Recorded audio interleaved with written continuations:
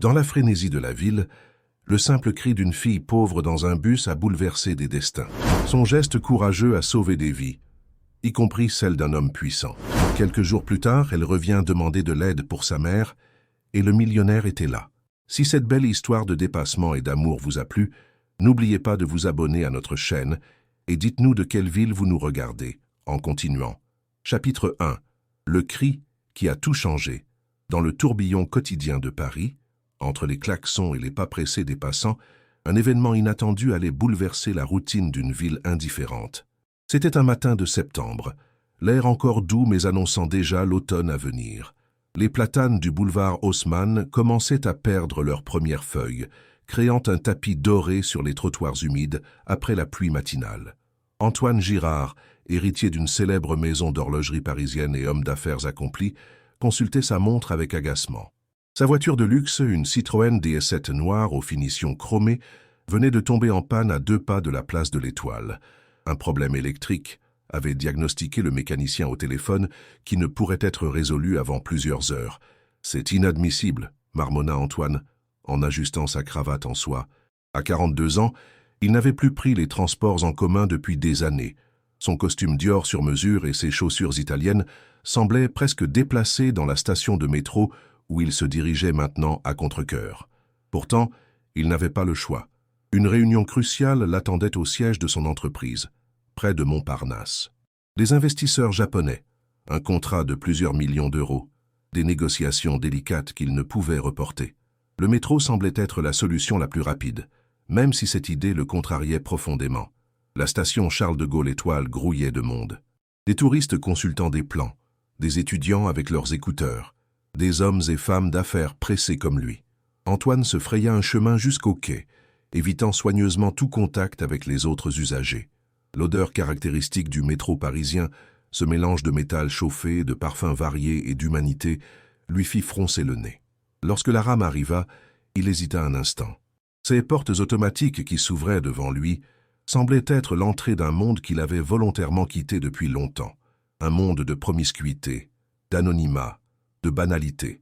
Avec un soupir résigné, il monta néanmoins, se retrouvant coincé entre une dame âgée tenant un panier à provisions et un jeune homme aux cheveux bleus qui tapotait frénétiquement sur son téléphone. Le métro était bondé, comme toujours à cette heure. Antoine resta debout, s'accrochant à une barre de maintien tout en prenant soin de ne pas froisser sa veste. Son regard distant balayait les visages sans les voir vraiment. Ces inconnus n'existaient pas pour lui. Ils faisaient partie du décor de cette toile de fond urbaine qu'il traversait sans s'y arrêter. C'est alors qu'il la remarqua. Une petite fille, peut-être 10 ou 11 ans, se tenait près des portes du wagon. Elle portait un manteau rouge légèrement trop grand pour elle, probablement une pièce de seconde main. Ses cheveux châtains étaient noués en une tresse simple, et son petit visage en forme de cœur semblait tendu, préoccupé. Elle regardait autour d'elle avec une intensité troublante, comme si elle cherchait quelque chose ou quelqu'un. Antoine ne s'intéressait habituellement pas aux enfants. Il n'en avait pas, n'en voulait pas, et les considérait généralement comme des êtres bruyants et envahissants. Pourtant, quelque chose dans l'attitude de cette fillette attira son attention. Une maturité inhabituelle, une présence étrange. Le métro s'arrêta à la station suivante. Quelques personnes descendirent, d'autres montèrent. La fillette se déplaça légèrement, se rapprochant d'Antoine sans le remarquer. Il put voir ses yeux alors, 2 iris d'un bleu profond, presque violet sous la lumière crue du wagon. Ses yeux, ils lui rappelaient quelque chose, ou quelqu'un. Un souvenir enfoui qu'il ne parvenait pas à saisir. Une impression de déjà-vu si forte qu'elle le déstabilisa un instant. La rame redémarra, s'enfonçant dans les tunnels obscurs du réseau parisien. Antoine détacha son regard de l'enfant et consulta à nouveau sa montre. 3 stations encore avant d'arriver à destination. Il répétait mentalement les points clés de sa présentation quand cela se produisit. La petite fille au manteau rouge se mit soudain à trembler. Son visage pâlit, ses yeux s'écarquillèrent comme si elle voyait quelque chose d'invisible pour les autres. Elle agrippa la barre métallique avec une telle force que ses jointures blanchirent. Puis, sans avertissement, elle prit une profonde inspiration et cria « Sortez tous du métro, maintenant !» Sa voix, étonnamment puissante pour une enfant de son âge, résonna dans tout le wagon. Le cri était sec, urgent, désespéré. Les passagers se figèrent, surpris. Certains rirent nerveusement, d'autres s'échangèrent des regards perplexes. Personne ne bougea. « S'il vous plaît, insista la fillette, la voix tremblante mais déterminée. « Il faut sortir, à la prochaine station, sortez tous !» Une femme à côté d'elle lui demanda si elle allait bien. Un homme suggéra qu'elle faisait peut-être une crise d'angoisse. Le contrôleur commença à se frayer un chemin vers elle. Antoine observait la scène avec un détachement critique. Une enfant perturbée, probablement, ou une farce de mauvais goût. Paris était plein de ces petits drames quotidiens qu'il préférait ignorer.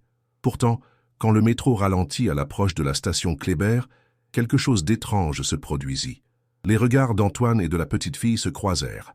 Ce fut comme un choc électrique, une connexion inexplicable. Il y avait dans ses yeux bleus une vérité brute, une urgence authentique qui le transperça. Pas de l'hystérie, pas un jeu, mais une certitude absolue. « S'il vous plaît, monsieur, dit-elle, s'adressant directement à lui, comme si elle avait reconnu quelque chose en lui. Croyez-moi. » Les portes s'ouvrirent à la station. La plupart des passagers restèrent en place, ignorant l'avertissement de l'enfant.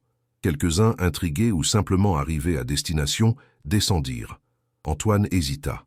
Sa réunion, les investisseurs, le contrat, tout cela l'attendait, à seulement 2 stations de là. Mais ses yeux qui semblaient le connaître, le supplier, l'avertir. Antoine se surprit lui-même en faisant un pas vers la sortie, puis un autre. Il descendit sur le quai juste avant que les portes ne se referment. La petite fille sourit, soulagée, puis descendit également, entraînant avec elle une poignée d'autres passagers qui, touchés par sa sincérité ou simplement curieux, avaient décidé de la suivre. Le métro repartit, disparaissant dans le tunnel avec un grondement sourd. Antoine se tenait là, sur le quai, désorienté et vaguement agacé contre lui-même. Qu'est-ce qui lui avait pris? Suivre l'impulsion d'une enfant inconnue, risquer d'être en retard pour sa réunion?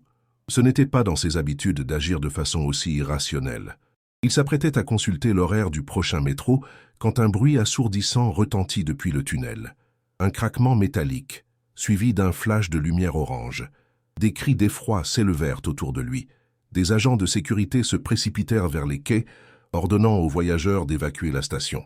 Un court-circuit majeur venait de se produire dans la rame qu'ils venaient de quitter. Pas d'explosion, mais un début d'incendie électrique qui aurait pu avoir des conséquences catastrophiques dans l'espace confiné du tunnel. Les systèmes de sécurité s'étaient déclenchés, immobilisant le train entre 2 stations. Sur le quai, la confusion régnait. Les gens parlaient tous en même temps, choqués et soulagés d'avoir échappé au danger. Antoine, lui, cherchait du regard la petite fille au manteau rouge. Comment avait-elle su? Était-ce possible qu'elle ait perçu quelque chose que personne d'autre n'avait remarqué? Mais elle avait disparu, avalée par la foule peut-être ou sortie de la station pendant la confusion. Antoine se retrouva à la chercher des yeux dans le flot de voyageurs qui évacuaient maintenant les lieux sans succès. 1 heure plus tard, installé dans un taxi qui le conduisait enfin à sa réunion, Antoine ne parvenait pas à chasser de son esprit l'image de ses yeux bleus. Cette rencontre l'avait ébranlé plus qu'il ne voulait l'admettre. Pour la première fois depuis longtemps, quelque chose avait percé la bulle d'indifférence dans laquelle il vivait. Le chauffeur de taxi parlait de l'incident, qui passait déjà aux informations radio. Un miracle qu'il n'y ait pas eu de blessés, commentait-il. Ils disent que plusieurs personnes sont descendues juste avant, comme si elles avaient eu un pressentiment. Antoine ne répondit pas. Il regardait par la fenêtre les rues parisiennes défiler, mais son esprit était ailleurs. Il revoyait la scène, revivait ce moment de connexion inexplicable. Cette fillette, qui était-elle? Comment avait-elle su? Et pourquoi avait-il ressenti cette étrange familiarité en la regardant? Les jours suivants, Antoine tenta de reprendre le cours normal de sa vie. La réunion avec les investisseurs japonais s'était finalement bien déroulée, malgré son retard. Le contrat avait été signé, les actions de son entreprise avaient grimpé en bourse. Tout se passait comme prévu sur le plan professionnel. Mais quelque chose avait changé en lui. La nuit, il rêvait d'yeux bleus et de tunnels obscurs. Le jour, il se surprenait à observer les enfants dans la rue, cherchant un manteau rouge, une tresse châtain, un visage en forme de cœur. Il avait même envisagé de contacter la RATP pour visionner les caméras de surveillance avant de renoncer, conscient de l'absurdité de sa démarche. Ce n'était pas son genre de s'attarder sur les coïncidences ou de croire aux prémonitions. Antoine Girard était un homme rationnel, pragmatique, qui avait bâti sa fortune sur des faits et des chiffres, pas sur des impressions ou des émotions. Et pourtant, un soir, alors qu'il dînait seul dans son appartement avec vue sur la tour Eiffel, son téléphone sonna. C'était son assistant, Philippe. « Monsieur Girard, pardonnez-moi de vous déranger si tard, mais je pensais que vous voudriez savoir. Ils ont identifié la cause du court-circuit dans le métro. »« Et alors ?» demanda Antoine, jouant distraitement avec son verre de Bordeaux. C'était un défaut majeur dans le système électrique principal. Les experts disent que si le train avait continué sa route dans le tunnel suivant, plus profond et plus étroit, l'incident aurait pu être bien plus grave. Les passagers auraient été piégés, sans issue facile. Antoine sentit un frisson parcourir son échine. Il reposa son verre, lentement. « Philippe, avez-vous entendu parler d'une petite fille qui aurait averti les passagers ?» Un silence à l'autre bout de la ligne. « Non, monsieur, rien de tel dans les rapports officiels. »« Pourquoi ?»« Simple curiosité, » répondit Antoine. « Bonne nuit, Philippe. » Il raccrocha et s'approcha de la fenêtre. Paris s'étendait devant lui, scintillante et mystérieuse. Quelque part dans cette ville, une enfant aux yeux bleus avait sauvé des vies, y compris la sienne. Il ne savait pas comment ni pourquoi, mais il était certain d'une chose. Cette rencontre n'était pas le fruit du hasard. Et il était certain aussi que leurs chemins se croiseraient à nouveau. Chapitre 2. La deuxième rencontre. 2 semaines s'étaient écoulées depuis l'incident du métro. L'automne s'installait pleinement sur Paris, teintant les jardins du Luxembourg de rouge et d'or. Les terrasses des cafés se couvraient de parasols chauffants pour accommoder les fumeurs et les amateurs de vin chaud qui refusaient de céder au froid naissant. Antoine Girard avait tenté de reprendre sa vie normale. Les réunions, les dîners d'affaires, les appels internationaux occupaient ses journées. Sur son bureau trônait maintenant le contrat signé avec les investisseurs japonais, un succès dont il aurait dû se réjouir davantage. Pourtant, une distraction inhabituelle s'était emparée de lui. « Vous semblez ailleurs, Antoine », lui fit remarquer sa directrice financière lors d'une réunion du conseil d'administration. « Est-ce que tout va bien ?» Il avait souri poliment, assurant que tout était parfait. Comment expliquer que le visage d'une enfant inconnue le hantait? Qu'il se surprenait à scruter les visages dans la rue, à ralentir devant les écoles, espérant apercevoir une silhouette familière en manteau rouge? Ce soir-là, Antoine travaillait tard dans son bureau du 8e arrondissement. Les lumières de la ville scintillaient au-delà des grandes baies vitrées. Son assistant était parti depuis longtemps, le laissant seul avec ses pensées et une pile de dossiers qu'il peinait à examiner avec son attention habituelle. Le téléphone sonna. Antoine fronça les sourcils. Peu de personnes avaient son numéro direct. Encore moins osaient l'appeler à cette heure. « Antoine Girard », répondit-il sèchement. « Monsieur Girard, c'est Bernard, de la sécurité. Je suis désolé de vous déranger si tard, mais il y a quelque chose que vous devriez voir aux archives vidéo. » Antoine se raidit. Après l'incident du métro, il avait demandé discrètement à l'équipe de sécurité de consulter les caméras de surveillance de la RATP, prétextant avoir perdu un objet de valeur. Une demande inhabituelle, mais sa position et ses contacts avaient facilité les choses. « Vous avez trouvé quelque chose sur l'objet perdu ?»« Pas exactement, monsieur. Mais en visionnant les vidéos de la station Kléber, j'ai remarqué quelque chose d'étrange concernant cet enfant que vous avez mentionné. » Le cœur d'Antoine fit un bond. « Je descends immédiatement. » Dans la salle de sécurité au sous-sol de l'immeuble, Bernard, un ancien policier reconverti dans la sécurité privée, attendait devant un écran. Il salua Antoine d'un hochement de tête respectueux. « Regardez ici, monsieur, » dit-il en pointant l'écran. La vidéo n'est pas de très bonne qualité, mais on peut voir clairement la petite qui crie dans la rame. Antoine se pencha. Effectivement, on distinguait la fillette au manteau rouge, son visage tendu alors qu'elle semblait avertir les passagers. Puis, la caméra montrait le quai, où plusieurs personnes, dont lui-même, descendaient avant que le métro ne reparte. « Maintenant, regardez ça », poursuivit Bernard en faisant avancer la vidéo. Voici les images de la sortie de la station quelques minutes plus tard. La caméra montrait un flot de voyageurs évacuant la station après l'incident. Antoine se vit lui-même émerger, l'air préoccupé. Puis, quelques instants plus tard, la petite fille apparaissait. Elle ne sortait pas en courant comme les autres. Elle marchait lentement, s'arrêtant plusieurs fois pour regarder en arrière, comme si elle s'assurait que tout le monde était sain et sauf. « Et maintenant, le plus étrange, » murmura Bernard. « Regardez où elle va. » La fillette traversait la place, puis s'arrêtait devant une limousine noire garée à distance. Un homme en sortait, grand, mince, les cheveux grisonnants. Il échangeait quelques mots avec l'enfant, puis ils montaient tous deux dans le véhicule qui démarrait immédiatement. « Avez-vous pu identifier cet homme ou la voiture ?» demanda Antoine, soudain tendu. Bernard secoua la tête. « La plaque n'est pas visible sous cet angle. Quant à l'homme, Impossible de voir clairement son visage. Mais ce qui est certain, c'est que cette petite n'était pas une simple passagère perdue ou effrayée. Quelqu'un l'attendait. Antoine fixa l'écran perplexe. L'image se figea sur la limousine s'éloignant dans les rues parisiennes. « Merci, Bernard. Je vous suis reconnaissant d'avoir porté cela à mon attention. Puis-je vous demander pourquoi cet enfant vous intéresse tant, monsieur ?» Antoine hésita. Disons qu'elle a fait preuve d'une intuition remarquable ce jour-là. Sur le chemin du retour vers son appartement, Antoine ne cessait de rejouer la scène dans sa tête. Qui était cet homme? Pourquoi attendait-il la fillette? Était-elle réellement ce qu'elle semblait être, une enfant dotée d'une sorte de don de prémonition?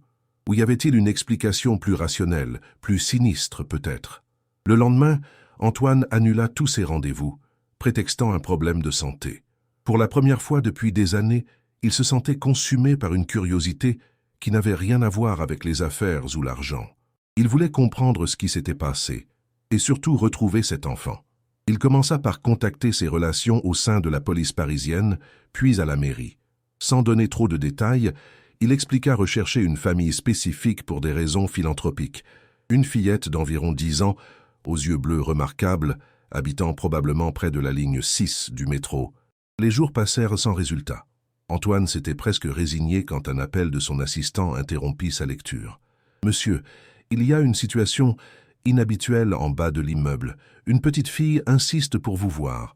Elle refuse de partir ou de parler à qui que ce soit d'autre. » Antoine se leva d'un bond, renversant presque sa tasse de café. « Comment est-elle? Décrivez-la. » Petite, mince, les cheveux châtains en tresse. Elle porte un manteau rouge un peu usé. Elle semble très agitée. La sécurité voulait appeler la police, mais j'ai pensé que... Faites-la monter immédiatement. Quelques minutes plus tard, un léger coup à la porte annonça leur arrivée. Antoine, qui faisait les 100 pas dans son bureau, s'immobilisa. La porte s'ouvrit et son assistant apparut accompagné de la fillette du métro. Elle semblait encore plus petite et fragile que dans son souvenir. Son visage était pâle, ses yeux bleus profonds qui l'avaient tant troublée, étaient rougis comme si elle avait pleuré. Son manteau rouge trop grand pour elle pendait sur ses épaules minces. « Merci, Philippe. Laissez-nous, s'il vous plaît. » L'assistant hésita. « Monsieur, êtes-vous sûr? Je devrais peut-être rester ou appeler quelqu'un. Ça ira. Cette jeune demoiselle et moi avons déjà fait connaissance. » Une fois seuls, Antoine et la fillette se regardèrent en silence. Ils ne savaient pas par où commencer. Tant de questions se bousculaient dans son esprit. Ce fut elle qui parla la première. « Vous êtes l'homme du métro, dit-elle d'une voix douce mais assurée. Celui qui m'a cru. » Antoine acquiesça lentement. « Et tu es la petite fille qui a averti tout le monde. Comment t'appelles-tu? »« Élodie, répondit-elle. Élodie Rousseau. »« Eh bien, Élodie Rousseau, comment as-tu su ce qui allait se passer dans le métro ?» Elle détourna le regard, soudain mal à l'aise. « Je ne sais pas vraiment. Parfois, je vois des choses avant qu'elles n'arrivent. Des choses dangereuses, surtout. C'est comme des images qui apparaissent dans ma tête. » Antoine l'observait attentivement. Elle ne semblait ni délirante ni menteuse, juste une enfant portant un fardeau trop lourd pour son âge. Qui était l'homme qui t'attendait après l'incident? Celui avec la limousine? Les yeux d'Élodie s'écarquillèrent de surprise. Comment savez-vous ça? J'ai mes sources, répondit Antoine avec un léger sourire. Est-ce ton père? Non, dit-elle en secouant la tête. C'est mon oncle, Marcel, le frère de ma mère. Antoine nota un changement dans sa voix lorsqu'elle mentionna cet homme. Une tension, une réticence. Et pourquoi es-tu venue me voir aujourd'hui, Élodie? Comment m'as-tu trouvé? La fillette prit une profonde inspiration, comme pour rassembler son courage. J'ai entendu mon oncle parler de vous au téléphone. Il disait votre nom et mentionnait que vous posiez des questions sur moi. J'ai cherché sur Internet. Votre entreprise n'était pas difficile à trouver. Elle marqua une pause, puis ajouta d'une voix tremblante, « Mais ce n'est pas pour ça que je suis venu. C'est pour ma mère. Elle a besoin d'aide. Elle ne respire presque plus. » Antoine se raidit. « Que dis-tu? Ta mère est malade? Où est-elle maintenant? » « À la maison. Oncle Marcel est parti ce matin, il ne reviendra pas avant demain. Maman est tombée ce midi, après avoir pris ses médicaments. J'ai essayé de la réveiller, mais elle ne bouge plus. J'ai eu peur d'appeler les secours. »« Pourquoi ?» demanda Antoine, perplexe. Les yeux d'Élodie se remplirent de larmes. « Parce que la dernière fois, oncle Marcel s'est mis très en colère. Il a dit que nous ne devions pas attirer l'attention, que les médecins poseraient trop de questions. Il s'occupe de tout lui-même d'habitude, mais là, il n'est pas là et... » Elle ne put terminer sa phrase, submergé par l'émotion. Antoine se leva immédiatement, saisissant sa veste et ses clés. « Où habites-tu, Élodie ?»« Rue Oberkampf, dans le 11e. Numéro 47, au 3e étage. »« Viens, nous y allons tout de suite. » Ils descendirent rapidement au parking souterrain où attendait la Citroën DS7 d'Antoine, désormais réparée. Élodie s'installa sur le siège passager, son petit visage tendu par l'inquiétude. « Pourquoi as-tu pensé à venir me voir ?» demanda Antoine alors qu'il s'engageait dans la circulation parisienne. « Tu ne me connais pas. » Élodie le regarda avec une intensité troublante. « Dans le métro, quand nos yeux se sont croisés, j'ai su que vous étiez quelqu'un de bien. Et puis... »« Et puis ?» l'encouragea Antoine, négociant un virage serré. « Et puis, j'ai vu votre visage, dans une des visions, à côté de ma mère. Je ne comprends pas pourquoi, mais j'ai senti que vous deviez la rencontrer. » Antoine fronça les sourcils, déstabilisé par cette réponse. Mais ce n'était pas le moment d'approfondir ce mystère. Ils arrivèrent rapidement rue Oberkampf, une artère animée du Paris populaire, bien loin des quartiers huppés qu'Antoine fréquentait habituellement. L'immeuble du 47 était un bâtiment haussmannien défraîchi, avec une porte d'entrée sécurisée par un digicode. Élodie tapa le code et ils montèrent les 3 étages à pied, l'ascenseur étant hors service. L'appartement était petit mais propre, meublé simplement. Élodie conduisit Antoine directement vers la chambre à coucher, où une femme gisait inconsciente sur un lit défait. Antoine s'approcha rapidement, s'agenouillant près du lit pour vérifier son pouls. La femme était pâle, sa respiration à peine perceptible. Sur la table de nuit, plusieurs flacons de médicaments étaient ouverts. « Ta mère a-t-elle des problèmes de santé ?» demanda-t-il à Élodie, qui se tenait nerveusement dans l'encadrement de la porte. « Elle est souvent malade. Oncle Marcel dit que c'est une maladie du sang, ou quelque chose comme ça. Elle prend beaucoup de médicaments. » Antoine examina les flacons. Certains contenaient des immunosuppresseurs puissants, d'autres des antidouleurs. Un traitement typique pour une maladie auto-immune sévère. « Il faut appeler les secours immédiatement », déclara-t-il en sortant son téléphone. Alors qu'il composait le numéro des urgences, Antoine prit le temps d'observer le visage de la femme inconsciente. Elle devait avoir environ son âge, peut-être un peu plus jeune. Ses traits, bien que tirés par la maladie, étaient harmonieux. Ses cheveux châtain clair, comme ceux de sa fille, s'étalaient sur l'oreiller. Quelque chose dans ce visage lui sembla étrangement familier. L'opérateur des urgences répondit, et Antoine donna rapidement les détails de la situation et l'adresse. Puis il se tourna vers Élodie, qui observait sa mère avec angoisse. « Comment s'appelle-t-elle, ta mère ?»« Claire, » répondit la fillette. « Claire Rousseau. » Ce nom résonna en Antoine comme un écho lointain, réveillant un souvenir enfoui qu'il n'arrivait pas encore à saisir pleinement. Avant qu'il ne puisse y réfléchir davantage, le son des sirènes retentit dans la rue en contrebas. Les minutes qui suivirent furent un tourbillon d'activité. Les ambulanciers arrivèrent, examinèrent Claire, lui administrèrent de l'oxygène et des médicaments d'urgence. Ils posèrent des questions sur son état de santé, ses traitements. Antoine répondit du mieux qu'il put, se présentant comme un ami de la famille. Élodie restait silencieuse, ses grands yeux bleus suivant chaque mouvement avec une intensité troublante. Quand les ambulanciers annoncèrent qu'ils emmenaient Claire à l'hôpital Saint-Louis tout proche, spécialisé dans les maladies du sang, la petite fille se tourna vers Antoine avec une expression suppliante. « Vous viendrez avec nous, s'il vous plaît ?» Antoine hésita. Il était déjà bien plus impliqué qu'il n'aurait dû l'être. Cette femme et cet enfant étaient des inconnus. Il avait fait son devoir en appelant les secours. Il pourrait maintenant rentrer chez lui, reprendre sa vie, oublier cette étrange aventure. Mais le regard d'Élodie, ce regard si particulier qu'il avait troublé dès leur première rencontre, l'empêchait de faire demi-tour. Et puis, il y avait ce sentiment inexplicable, cette impression persistante qu'il connaissait Claire Rousseau ou qu'il aurait dû la connaître. « Bien sûr, » dit-il finalement, « je reste avec toi. » Ils suivirent l'ambulance jusqu'à l'hôpital dans la voiture d'Antoine. Élodie resta silencieuse pendant le trajet, ses petites mains crispées sur son manteau rouge. « Ta mère sera bien soignée, » assura Antoine pour la réconforter. « L'hôpital Saint-Louis est l'un des meilleurs de Paris. » Élodie hocha la tête, puis murmura « Je savais que vous nous aideriez. Je l'ai vu. Dans une de tes visions ?»« Oui, mais celle-là était différente des autres, plus claire, comme si c'était important. » Antoine ne répondit pas, troublé par les implications de ses paroles. Il se gara dans le parking de l'hôpital et ils se dirigèrent vers les urgences où Claire avait été admise. Dans la salle d'attente aseptisée, sous la lumière crue des néons, Élodie semblait encore plus petite et vulnérable. Antoine lui acheta un chocolat chaud à la machine, qu'elle accepta avec un sourire timide. « Ton oncle Marcel, il s'occupe souvent de vous ?» Élodie haussa les épaules. « Il vient tous les jours. Il apporte les médicaments de maman, fait les courses, s'occupe des papiers. Il dit que sans lui, nous serions perdus. » Quelque chose dans son ton laissait entendre qu'elle n'était pas entièrement convaincue par ce discours. « Et ton père ?» demanda Antoine prudemment. Le visage d'Élodie s'assombrit. « Je ne l'ai jamais connu.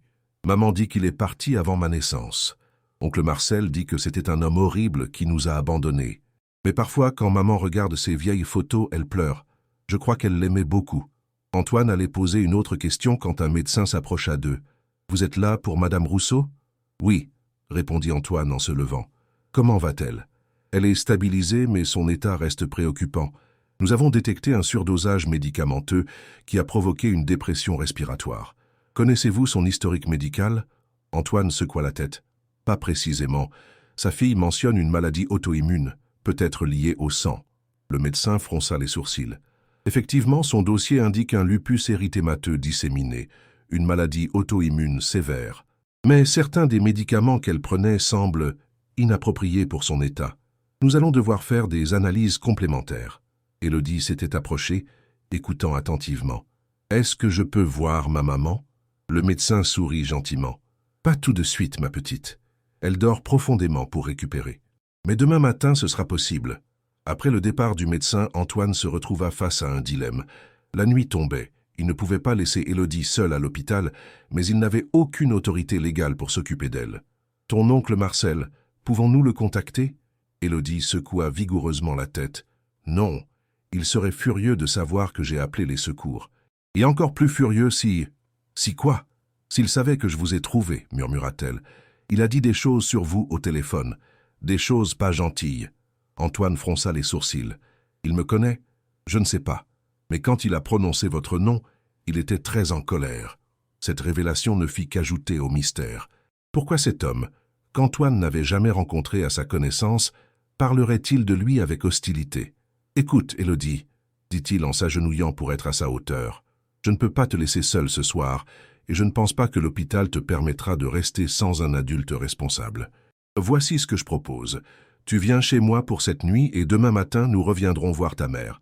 Qu'en penses-tu » Élodie sembla peser le pour et le contre, puis acquiesça lentement. « D'accord, mais promettez-moi qu'on reviendra tôt demain. »« Je te le promets. » Alors qu'ils quittèrent l'hôpital, Antoine sentit une étrange sensation l'envahir. En l'espace d'une journée, sa vie parfaitement ordonnée avait basculé dans l'inconnu. Il se retrouvait responsable d'une enfant qu'il connaissait à peine, impliqué dans une situation familiale complexe qui semblait le concerner d'une façon qu'il ne comprenait pas encore. Et pourtant, au milieu de cette confusion, il ressentait quelque chose qu'il n'avait pas éprouvé depuis longtemps, un sentiment de juste place, comme si un puzzle commençait enfin à prendre forme. Chapitre 3. Révélation. L'appartement d'Antoine occupait tout le dernier étage d'un immeuble art déco du 16e arrondissement. Vaste et lumineux, il offrait une vue imprenable sur la Seine et la Tour Eiffel. Décoré avec goût et sobriété par un architecte d'intérieur renommé, il reflétait parfaitement le caractère de son propriétaire. Élégant, ordonné, impersonnel. Élodie resta silencieuse pendant qu'Antoine lui faisait visiter les lieux. Ses yeux bleus s'attardaient sur les œuvres d'art contemporain, les meubles de designer, les grandes baies vitrées. Elle semblait perdue dans ce décor luxueux, son petit manteau rouge détonnant dans l'univers monochrome de l'appartement. « Tu dois avoir faim », remarqua Antoine, réalisant soudain qu'il était presque 20 heures et qu'aucun d'eux n'avait dîné. Élodie haussa les épaules. « Un peu. » La cuisine d'Antoine, bien que parfaitement équipée, était rarement utilisée. Il mangeait généralement au restaurant ou se faisait livrer. Ce soir, cependant, il ouvrit son réfrigérateur presque vide et considéra ses options. « Je crains de ne pas avoir grand-chose à t'offrir. Que dirais-tu de commander une pizza ?» Le visage d'Élodie s'illumina légèrement. « J'aime bien la pizza. Avec du jambon et des champignons. » Antoine sourit et sortit son téléphone pour passer commande. Pendant qu'ils attendèrent la livraison, il prépara la chambre d'amis pour Élodie. « Tu pourras dormir ici, » dit-il en allumant la lampe de chevet. « La salle de bain est juste en face. Il y a des serviettes propres dans le placard. » Élodie observa la grande chambre impersonnelle avec ses tons beiges et gris. « C'est très joli, » dit-elle poliment. mais un peu triste. Antoine fut surpris par cette remarque. « Triste? Pourquoi dis-tu cela? Il n'y a pas de photos, expliqua-t-elle en désignant les murs nus. Pas de souvenirs. Chez nous, même si c'est petit, il y a des dessins partout, et des photos de maman et moi. » Cette observation, si simple et directe, ébranla Antoine plus qu'il ne l'aurait cru possible. Il regarda autour de lui, voyant soudain son appartement à travers les yeux de l'enfant. Un espace élégant mais froid, dépourvu de toute trace de vie personnelle ou de chaleur humaine. « Tu as raison, » admit-il doucement. « C'est un peu triste. » La pizza arriva et ils s'installèrent dans le salon pour manger. Antoine ouvrit une bouteille d'eau pétillante pour lui-même et servit un jus d'orange à Élodie. Le repas se déroula dans un silence relativement confortable, la fillette mangeant avec appétit malgré les événements stressants de la journée. « Ton appartement est vraiment grand pour une seule personne, » observa-t-elle entre deux bouchées. « Tu n'as pas d'enfant? Ou une femme ?» Antoine secoua la tête. « Non, je vis seul. J'ai été marié une fois, il y a longtemps, mais cela n'a pas duré. Pourquoi ? » La question directe, typique des enfants, le prit au dépourvu. Il hésita, cherchant une réponse appropriée pour une fillette de 10 ans. « Nous voulions des choses différentes de la vie, » dit-il finalement. Elle voulait une famille, des enfants. Moi, je me concentrais sur ma carrière. Et maintenant, tu le regrettes ? Antoine la regarda, stupéfait par sa perspicacité. « Qu'est-ce qui te fait dire ça ?» Élodie haussa les épaules. « Tu as l'air seul. Et triste, même quand tu souris. » Un silence s'installa, ponctué uniquement par le tic-tac discret de l'horloge murale. Antoine se sentait étrangement vulnérable face à cet enfant qui semblait lire en lui avec une facilité déconcertante. « Et toi ?» demanda-t-il pour changer de sujet. « Tu as des amis à l'école ?» Le visage d'Élodie s'assombrit. « Pas vraiment. Je vais à l'école à la maison. Oncle Marcel dit que c'est mieux comme ça, que les autres enfants ne comprendraient pas mes particularités. Tes visions, tu veux dire. » Elle acquiesça. Elles ont commencé quand j'avais 6 ans. Au début, c'était juste des rêves étranges. Puis j'ai commencé à voir des choses quand j'étais réveillé. Des accidents, souvent, des dangers. Comme dans le métro? Oui. Je voyais les fils électriques qui brûlaient, les étincelles, la fumée. C'était si réel. Elle frissonna au souvenir. Oncle Marcel dit que je dois garder ça secret, que les gens penseraient que je suis folle, ou pire, qu'ils voudraient m'utiliser. Antoine fronça les sourcils.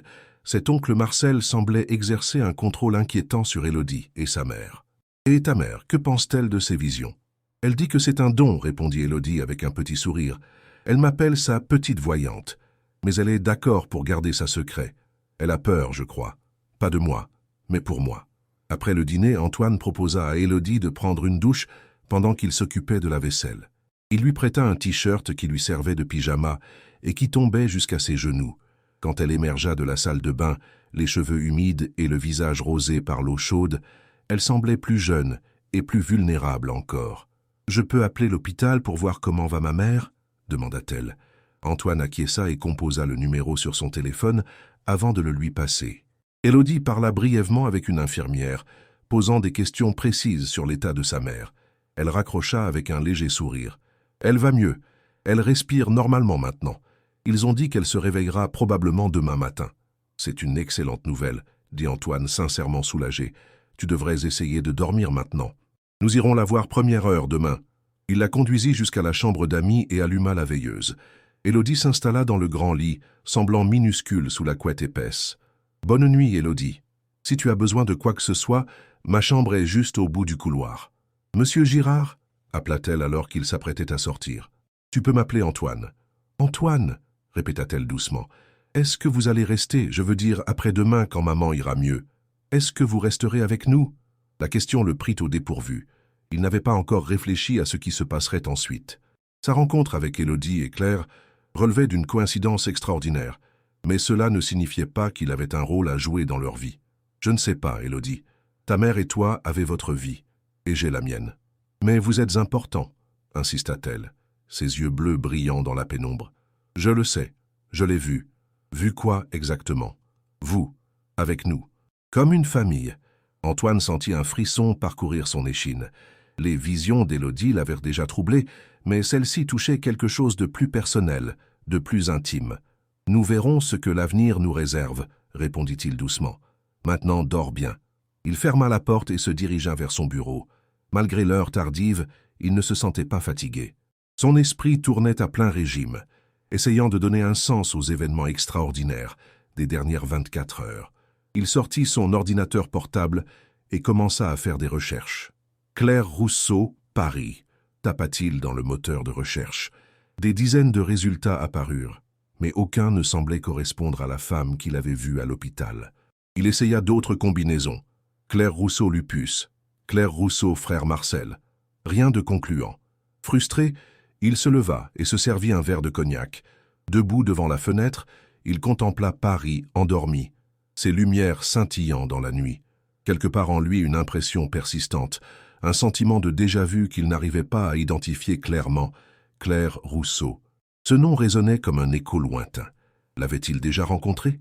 Était-ce possible qu'ils se soient croisés dans le passé? Son regard tomba sur une vieille boîte en bois posée sur une étagère. Il ne l'avait pas ouverte depuis des années. Elle contenait des souvenirs de sa jeunesse, de l'époque précédant son ascension dans le monde des affaires, quand il n'était encore qu'un jeune homme ambitieux et idéaliste. Mu par une impulsion soudaine, il prit la boîte et l'ouvrit. À l'intérieur se trouvaient de vieilles photos, des lettres, des billets de concert, des vestiges d'une vie qui lui semblait maintenant appartenir à quelqu'un d'autre. Il fouilla parmi ces reliques jusqu'à ce que ses doigts rencontrent une enveloppe jaunie. Son cœur s'accéléra sans qu'il sache pourquoi. Il l'ouvrit et en sortit une photographie. Elle avait été prise à Saint-Malo lors d'un été lointain.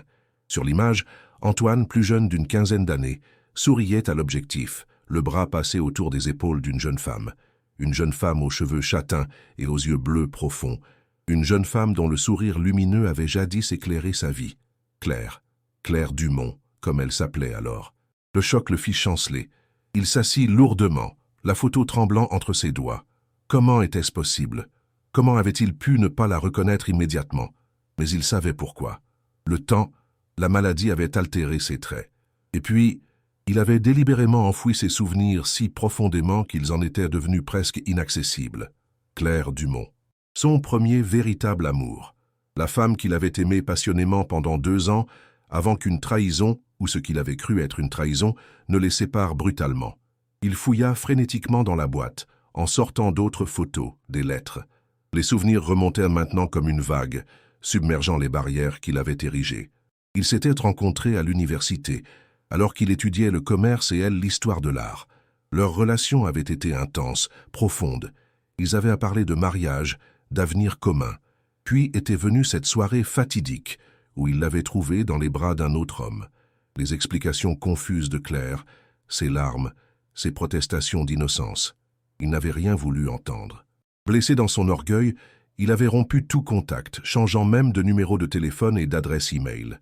Quelques semaines plus tard, il avait accepté une opportunité professionnelle à Londres, fuyant Paris et ses souvenirs douloureux.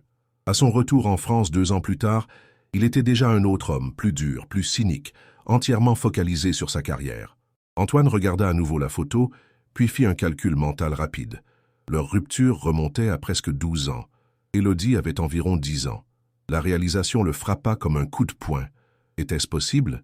Élodie pourrait-elle être? Non, c'était absurde. Claire lui aurait dit. Elle l'aurait contacté s'il était le père de son enfant, à moins que... Les paroles d'Élodie lui revinrent en mémoire. L'oncle Marcel, le frère de Claire, cet homme qui semblait exercer un contrôle malsain sur elle, cet homme qui parlait d'Antoine avec colère au téléphone. Antoine se souvint vaguement de Marcel Dumont, un homme plus âgé que Claire, protecteur à l'excès, qui n'avait jamais caché son antipathie pour lui. Marcel avait toujours considéré Antoine comme un arriviste qui ne méritait pas sa sœur. Et si Marcel avait joué un rôle dans leur séparation, s'il avait manipulé les événements, orchestré ce qui avait semblé être une trahison. L'esprit d'Antoine tournait à plein régime, reconsidérant le passé sous un jour nouveau, assemblant les pièces d'un puzzle dont l'image finale le laissait sans voix. Élodie, ses yeux bleus si particuliers, la façon dont elle l'avait regardé dans le métro, comme si quelque chose en elle avait reconnu quelque chose en lui, ces visions qui l'avaient conduite jusqu'à lui. Comme une famille, avait-elle dit. Antoine prit son téléphone et composa le numéro de Bernard, son chef de sécurité. « Bernard, désolé de vous déranger si tard. J'ai besoin d'informations sur un certain Marcel Dumont ou Marcel Rousseau, tout ce que vous pourrez trouver. » Il raccrocha et resta immobile un long moment, la photo de Claire et lui serrée dans sa main. Dehors, les premières lueurs de l'aube commençait à teinter le ciel parisien. Il n'avait pas dormi, mais il se sentait étrangement alerte, comme si une énergie nouvelle circulait dans ses veines. Si ses soupçons étaient fondés, sa vie venait de basculer de façon irréversible, et il était déterminé à découvrir la vérité, quoi qu'il en coûte. Le soleil se levait lorsqu'Élodie émergea de la chambre d'amis, les cheveux ébouriffés et les yeux encore pleins de sommeil. Elle trouva Antoine dans la cuisine, préparant du café et des toasts. « Bonjour », dit-elle timidement. « Vous n'avez pas dormi? Vous portez les mêmes vêtements qu'hier. » Antoine sourit. Rien n'échappait à cet enfant. « J'avais des choses à régler », répondit-il en lui servant un verre de jus d'orange. « Tu as bien dormi ?» Elle hocha la tête. « J'ai rêvé de maman. Elle allait mieux et elle souriait. C'est un bon présage.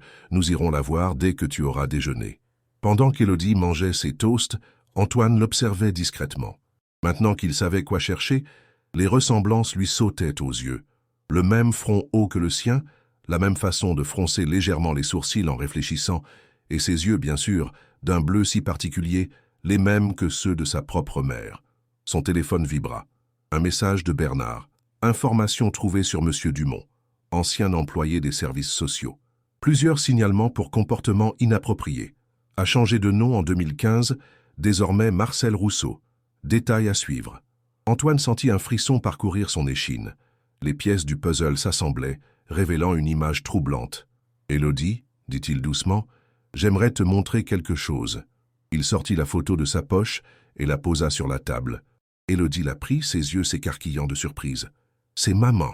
s'exclama-t-elle. « Elle est si jolie et elle a l'air heureuse. Et c'est vous avec elle? Vous connaissiez maman ?» Antoine acquiesça lentement. « Oui, il y a longtemps. Nous étions très proches. Elle ne m'a jamais montré cette photo, » murmura Élodie, examinant l'image avec fascination. « Elle a d'autres photos d'avant, mais vous n'êtes sur aucune d'elles. Ton oncle Marcel les a peut-être enlevées, » suggéra Antoine, observant attentivement sa réaction. Le visage d'Élodie se ferma instantanément. « Il fait souvent ça. Il jette des choses qui appartiennent à maman. Des lettres, des photos. Il dit que c'est pour son bien, pour qu'elle ne soit pas triste en pensant au passé. » Antoine sentit la colère monter en lui. Marcel avait manifestement manipulé Claire pendant des années, l'isolant et contrôlant sa vie et celle de sa fille. « Élodie, dit-il avec précaution, sais-tu si ta mère a essayé de contacter ton père après ta naissance ?» La fillette réfléchit un moment. « Je l'ai entendue une fois quand elle se disputait avec oncle Marcel. Elle criait qu'elle avait essayé, qu'elle avait écrit des lettres, mais qu'il ne répondait jamais. Oncle Marcel a dit que c'était la preuve qu'il ne voulait pas de nous. » Le cœur d'Antoine se serra. Des lettres qu'il n'avait jamais reçues, des appels peut-être interceptés, une séparation orchestrée par un homme déterminé à garder sa sœur sous son emprise. « Et si, dit-il lentement, choisissant ses mots avec soin, et si ton père n'avait jamais su que tu existais, s'il n'avait jamais reçu ces lettres ?»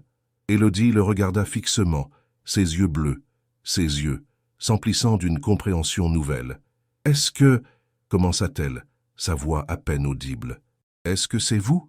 Est-ce que vous êtes mon père ?» Le moment de vérité était arrivé plus tôt qu'Antoine ne l'avait prévu. Il aurait voulu attendre, parler d'abord à Claire, confirmer ses soupçons. Mais face au regard direct d'Élodie, il ne pouvait pas mentir. « Je pense que c'est possible, oui, » dit-il doucement. « Je ne peux pas en être certain sans parler à ta mère, mais les dates correspondent, et il y a une ressemblance certaine entre nous. » Élodie resta silencieuse un long moment, son petit visage reflétant un tourbillon d'émotions, confusion, espoir, incertitude. « C'est pour ça, » murmura-t-elle finalement. « C'est pour ça que je vous ai vu dans mes visions. C'est pour ça que j'ai su que vous étiez important. » Elle se leva brusquement et, à la surprise d'Antoine, vint se blottir contre lui, enfouissant son visage contre sa poitrine. Maladroitement d'abord, puis avec plus d'assurance, il referma ses bras autour d'elle, sentant une émotion brute primitive l'envahir, une émotion qu'il n'avait jamais ressentie auparavant. L'amour d'un père pour son enfant. Ils restèrent ainsi un moment, unis dans un silence chargé d'émotions.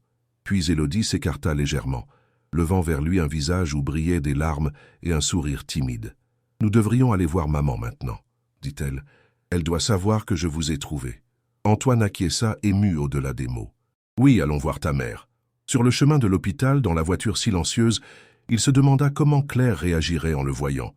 Serait-elle heureuse, en colère? Lui pardonnerait-elle d'avoir douté d'elle toutes ces années? Et comment réagirait-elle en apprenant qu'il savait maintenant pour Élodie?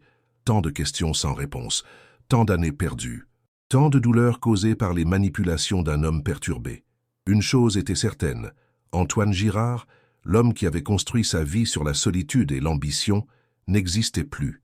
À sa place, se tenait un homme nouveau, prêt à se battre pour ce qu'il venait de découvrir. Une famille, sa famille. Chapitre 4. Retrouvailles. L'hôpital Saint-Louis se dressait comme une forteresse de pierre et de verre dans le 10e arrondissement parisien. Fondé au XVIIe siècle pour combattre la peste, il était aujourd'hui spécialisé dans les maladies du sang et de la peau. Ces bâtiments historiques côtoyaient des ailes ultramodernes, créant un contraste saisissant entre passé et présent. Antoine et Élodie traversèrent le hall principal en silence. La main de la fillette avait spontanément cherché celle d'Antoine, qui l'avait serrée avec une émotion contenue.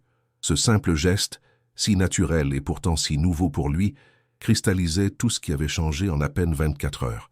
À la réception, ils obtinrent le numéro de chambre de Claire. La nuit avait été calme, leur informa l'infirmière, et Madame Rousseau était réveillée depuis peu.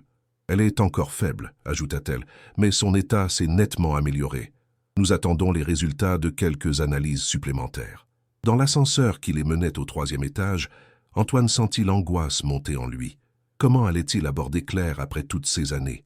Que pourrait-il bien lui dire pour expliquer son absence, son silence? « Ça va aller », murmura Élodie en serrant sa main. « Maman n'est pas rancunière. » Antoine sourit faiblement.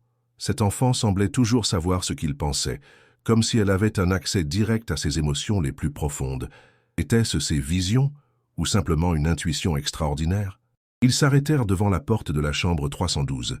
Antoine prit une profonde inspiration.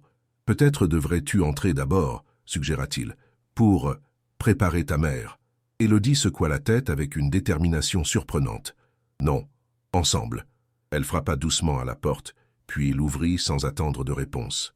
La chambre était lumineuse. Baignée par le soleil matinal qui filtrait à travers les stores à moitié levés, Claire était allongée dans le lit, son visage pâle reposant sur l'oreiller blanc. Un moniteur à côté d'elle émettait un bip régulier et rassurant. « Maman !» s'exclama Élodie en se précipitant vers le lit. Claire tourna la tête et sourit faiblement à sa fille. « Élodie, ma chérie, je me suis tellement inquiété. Où étais-tu cette nuit ?» Sa voix était douce, légèrement rauque, mais indubitablement la même que celle qui avait habité les rêves d'Antoine pendant des années après leur séparation. « J'étais en sécurité, maman, » répondit Élodie, en s'asseyant sur le bord du lit, « avec quelqu'un de bien, quelqu'un qui nous a aidés. » Claire fronça légèrement les sourcils, intriguée. C'est alors qu'Antoine fit un pas en avant, sortant de l'ombre du couloir où il s'était instinctivement reculé. Le temps sembla se figer. Claire le fixa, ses yeux bleus, les mêmes que ceux d'Élodie, s'écarquillant sous l'effet du choc. Ses lèvres s'entr'ouvrirent, mais aucun son n'en sortit. La pâleur de son visage s'accentua, contrastant vivement avec ses cheveux châtains étalés sur l'oreiller. « Bonjour Claire, » dit Antoine, sa voix à peine audible. « Antoine ?» murmura-t-elle finalement comme si elle craignait qu'il ne s'agisse d'une hallucination. « C'est vraiment toi ?» Il s'approcha lentement du lit, sentant le poids de 12 années de silence et de malentendus entre eux. « Oui, c'est moi. » Élodie observait cet échange avec une intensité palpable, son regard passant de l'un à l'autre, absorbant chaque nuance d'émotion. « Comment ?» commença Claire, s'interrompant pour reprendre son souffle. « Comment es-tu arrivée ici? Comment t'as-tu trouvé Élodie ?» Antoine jeta un coup d'œil à la fillette qui acquiesça imperceptiblement, comme pour l'encourager. « C'est une longue histoire, dit-il. Mais disons que le destin ou quelque chose d'approchant a voulu que nos chemins se croisent. » Claire semblait toujours sous le choc, son regard rivé sur Antoine comme s'il était une apparition. « Tu n'as pas changé, » murmura-t-elle. « Peut-être quelques rides en plus, mais tes yeux, toi aussi tu es toujours la même, » répondit-il doucement. Un mensonge bienveillant. Elle avait changé, bien sûr. La maladie avait creusé ses traits, terni l'éclat de sa peau, mais la femme qu'il avait aimée était toujours là, reconnaissable dans la courbe de ses lèvres, dans la profondeur de son regard. Un silence s'installa, lourd de non-dits et de questions. Ce fut Élodie qui le rompit. « Il sait, maman, » dit-elle simplement. Claire blêmit davantage. « Quoi? Qu'est-ce que tu veux dire, ma chérie? Il sait qu'il est mon père. » Les mots, prononcés avec la franchise désarmante de l'enfance, résonnèrent dans la petite chambre d'hôpital. Claire ferma brièvement les yeux, comme frappée par une douleur physique. « Élodie, dit-elle faiblement, ce n'est pas si simple. »« Si, ça l'est, » insista la fillette. Il m'a montré une photo de vous deux. Et regarde ses yeux, maman. Ils sont comme les miens. Claire regarda Antoine, une supplication muette dans son regard. Il s'approcha et s'assit délicatement sur le bord du lit, de l'autre côté d'Élodie. « Je ne suis pas venu ici pour te mettre mal à l'aise, Claire, » dit-il doucement, « ni pour te demander des comptes. Mais je crois que nous avons beaucoup de choses à nous dire. » Elle hocha lentement la tête, des larmes commençant à briller dans ses yeux. « Tant de choses, » murmura-t-elle, « tant d'années perdues. » Antoine aurait voulu prendre sa main, mais n'osa pas. Le fossé entre eux semblait à la fois immense et minuscule. « Maman est très fatiguée, » intervint Élodie, avec une maturité surprenante. « Et il y a beaucoup à expliquer. Peut-être que je devrais aller chercher un chocolat chaud à la cafétéria pendant que vous parlez. » Claire et Antoine échangèrent un regard, reconnaissant tous deux la sagesse inattendue de cette proposition. « D'accord, ma chérie, » dit Claire en caressant la joue de sa fille. « Mais ne t'éloigne pas trop. Je reste dans l'hôpital, promis. » Une fois Élodie sortie, un silence pesant s'installa dans la chambre. Antoine se leva et fit quelques pas vers la fenêtre, observant la cour intérieure de l'hôpital où des patients en robe de chambre se promenaient lentement. « Je ne savais pas, dit-il finalement, sans se retourner. « Je te le jure, Claire, je ne savais pas pour Élodie. »« Je m'en doute, » répondit-elle doucement. « Sinon tu serais venue. Malgré tout, je te connais assez pour savoir cela. » Il se retourna, surpris par l'absence de reproche dans sa voix. « J'ai essayé de te contacter, poursuivit-elle. Quand j'ai découvert ma grossesse 2 mois après notre rupture, j'ai appelé, écrit des lettres, envoyé des emails. Tu avais changé de numéro, déménagé, disparu de tous les réseaux, puis j'ai appris que tu étais parti à Londres. J'ai fui, admit Antoine. Comme un lâche, la douleur était trop forte. Claire ferma les yeux un instant. Cette soirée, ce que tu as vu, ce n'était pas ce que tu croyais. Je commence à le comprendre, dit-il en revenant s'asseoir près d'elle. Ton frère a joué un rôle dans tout ça, n'est-ce pas? Elle acquiesça lentement. Marcel a toujours été possessif. Après la mort de nos parents, il s'est considéré comme mon protecteur. Quand nous nous sommes rencontrés, toi et moi, il a vu cela comme une menace. Il ne m'aimait pas, se rappela Antoine. Il pensait que je n'étais pas assez bien pour toi. C'était plus que ça, dit Claire, sa voix se durcissant légèrement. Il ne supportait pas l'idée que je puisse construire une vie sans lui, que je puisse être heureuse avec quelqu'un d'autre. Alors il a orchestré cette scène. L'homme avec qui je t'ai trouvé, Pascal, un collègue de Marcel, il m'avait dit que tu avais eu un accident, que tu étais à l'hôpital. Quand je suis arrivé chez lui, paniqué, il a prétendu qu'il y avait eu un malentendu, m'a offert un verre pour me calmer. Le verre était drogué. Je me souviens vaguement de m'être senti étourdi, puis de m'être réveillé dans ses bras sur le canapé. C'est à ce moment que tu es entré.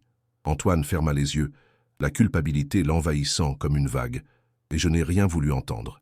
Tu étais blessé, dit Claire doucement, et Marcel a su exploiter cette blessure. Après ton départ, il m'a consolé, disant que c'était mieux ainsi, que tu avais montré ton vrai visage en m'abandonnant si facilement. Quand tu as découvert que tu étais enceinte, j'ai tout fait pour te retrouver, affirma Claire, des larmes coulant maintenant librement sur ses joues.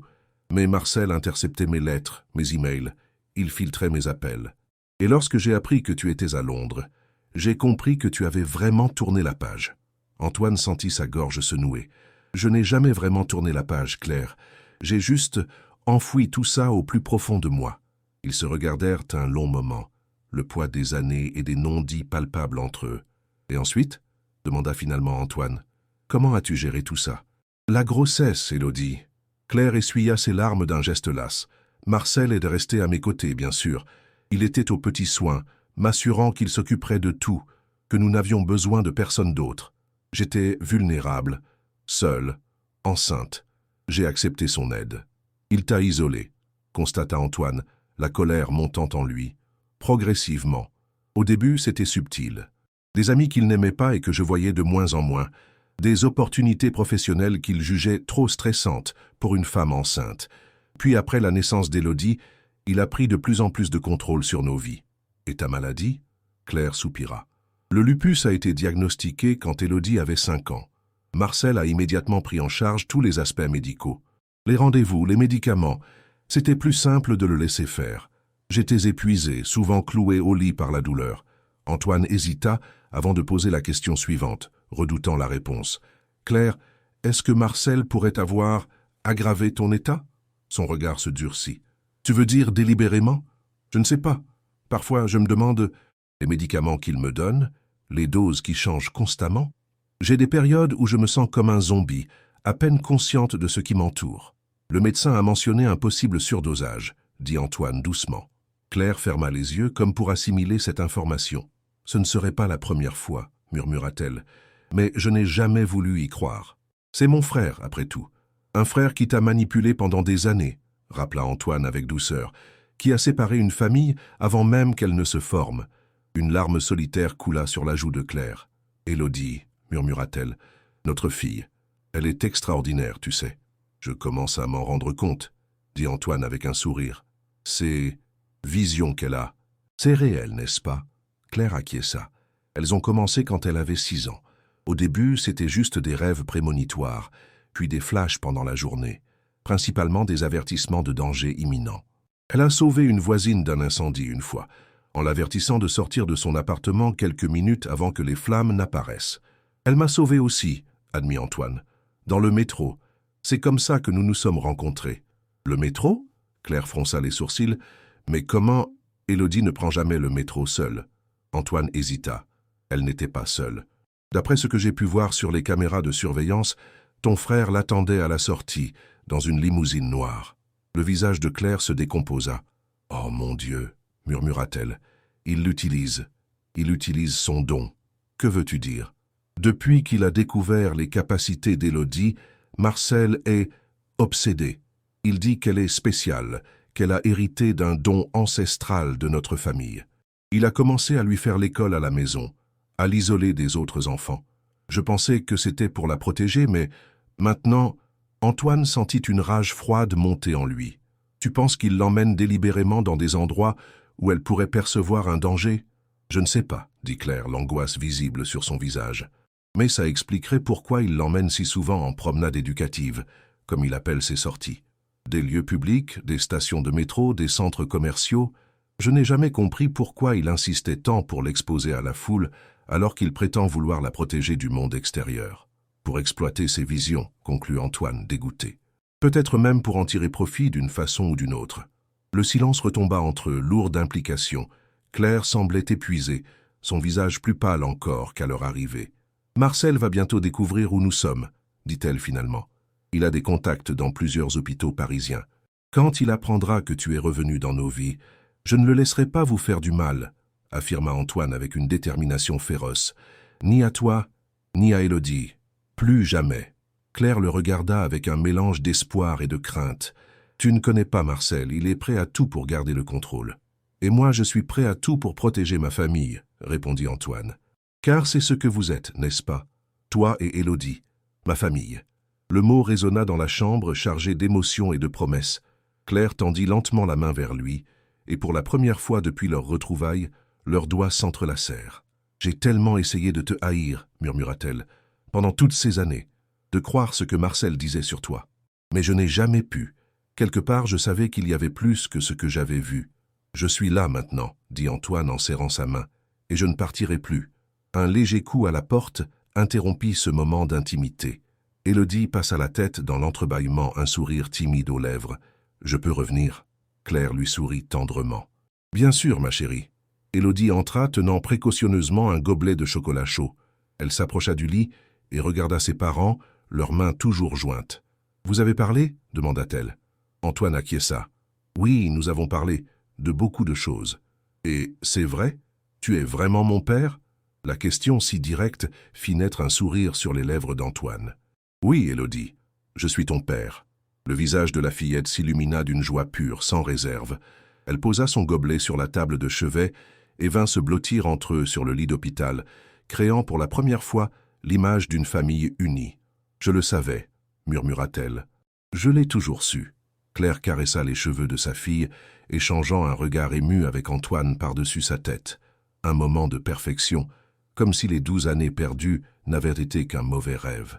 Puis la porte de la chambre s'ouvrit brusquement, sans frapper. Un homme se tenait dans l'encadrement. Grand, mince, les cheveux grisonnants impeccablement coiffés, vêtu d'un costume sombre qui semblait trop strict pour la saison. Son visage, aux traits finement ciselés, rappelant vaguement ceux de Claire, était figé dans une expression de stupeur outragée. « Qu'est-ce que ça signifie ?» demanda-t-il d'une voix glaciale. Qu'est-ce qu'il fait ici? Marcel Dumont, ou plutôt Marcel Rousseau, venait de faire son entrée et avec lui, l'illusion de paix se brisa en 1000 morceaux. Élodie se raidit instantanément contre Antoine, comme un animal sentant le danger. Claire pâlit davantage, si c'était possible. Antoine, lui, se leva lentement, plaçant instinctivement son corps entre Marcel et le lit où se trouvaient Claire et Élodie. « Bonjour, Marcel, » dit-il calmement. Ça faisait longtemps. Marcel le fixa avec une haine non dissimulée. « Girard, je me demandais combien de temps il te faudrait pour refaire surface. Comme un parasite qu'on n'arrive jamais vraiment à éliminer. »« Marcel, s'il te plaît, » intervint Claire faiblement. « Pas ici, pas maintenant. » Marcel l'ignora, son regard passant d'Antoine à Élodie, qui s'était davantage blotti contre sa mère. « Alors c'est pour ça que tu as disparu hier ?» lança-t-il à la fillette. « Pour aller le chercher? Comment as-tu pu me faire ça après tout ce que j'ai fait pour vous ?»« Je n'ai pas disparu, » répondit Élodie d'une voix tremblante mais déterminée. « Maman était malade. J'ai cherché de l'aide. »« Tu aurais dû m'appeler, » rugit Marcel. « J'aurais pris soin de ta mère, comme je l'ai toujours fait. Au lieu de ça, tu as couru vers cet homme qui vous a abandonné sans remords. » Antoine fit un pas en avant. « Assez, Marcel, tu sais parfaitement que je n'ai jamais su pour Élodie. Tout comme tu sais que tu as orchestré ma séparation d'avec Claire il y a 12 ans. » Marcel eut un rire méprisant. « Toujours à chercher des excuses, Girard? Tu l'as abandonné, tu l'as quitté sans même écouter ses explications. Et maintenant que tu découvres qu'il y a une héritière potentielle pour ta fortune, tu réapparais comme par magie. Ce n'est pas comme ça que ça s'est passé, » intervint Claire avec plus de fermeté. « Antoine et Élodie se sont rencontrés par hasard. Et contrairement à ce que tu m'as fait croire pendant toutes ces années, il n'a jamais reçu mes lettres après notre rupture. Des lettres que tu as interceptées, n'est-ce pas ?» Marcel détourna le regard, un tic nerveux agitant sa joue. « Je te protégeais, comme toujours. Tu me contrôlais, » corrigea Claire. « Tu m'isolais, tu manipulais mes médicaments pour me garder dépendante de toi. N'est-ce pas, Marcel ?» Un silence pesant suivit cette accusation. Marcel semblait momentanément désarçonné, comme si le script qu'il avait soigneusement écrit pour cette confrontation venait de lui échapper. « Les médecins ont parlé d'un surdosage, » ajouta Antoine. « Ils revoient entièrement ton traitement, Claire. Et ils ont déjà contacté les autorités. » C'était un bluff, mais l'effet sur Marcel fut immédiat. Une lueur de panique traversa son regard. « C'est absurde, » dit-il, sa voix perdant de son assurance. « J'ai toujours suivi les prescriptions à la lettre. Si Claire a eu un malaise, c'est probablement dû au stress. Le stress de s'occuper seule d'une enfant difficile. »« Difficile ?» répéta Antoine, la colère montant en lui. « Tu veux dire spécial, doté d'un don que tu as tenté d'exploiter à ton avantage ?» Marcel pâlit légèrement. « Je ne vois pas de quoi tu parles. »« Les promenades éducatives, » intervint Élodie, surprenant tout le monde. « Les endroits bondés où tu m'emmènes pour voir si j'aurai une vision. Les paris que tu prends au téléphone juste après. » Antoine et Claire échangèrent un regard choqué. Marcel fit un pas menaçant vers le lit. « Tais-toi, petite idiote. Tu ne sais pas de quoi tu parles. » Antoine s'interposa immédiatement. « Ne t'approche pas d'elle. » Marcel le toisa avec mépris. « Tu crois pouvoir débarquer après 12 ans et jouer les pères protecteurs? Tu n'as aucun droit ici. Légalement, tu n'es rien pour Élodie. »« Ça peut changer, » dit Antoine calmement. « Un test de paternité, une reconnaissance officielle, des procédures simples, vraiment. Claire ne le permettra jamais, » affirma Marcel avec assurance, se tournant vers sa sœur. « N'est-ce pas, Claire, après tout ce qu'il t'a fait subir ?» Tous les regards se tournèrent vers Claire. Pâle, mais déterminée, elle se redressa légèrement dans son lit. « Il est le père d'Élodie, » dit-elle simplement. « Et contrairement à toi, il n'a jamais cherché à nous contrôler ou à nous exploiter. » Marcel la fixa, incrédule. « Tu ne peux pas être sérieuse. Après tout ce que j'ai fait pour vous. »« C'est terminé, Marcel, » l'interrompit Claire. « Je vois enfin clairement ce que tu as fait.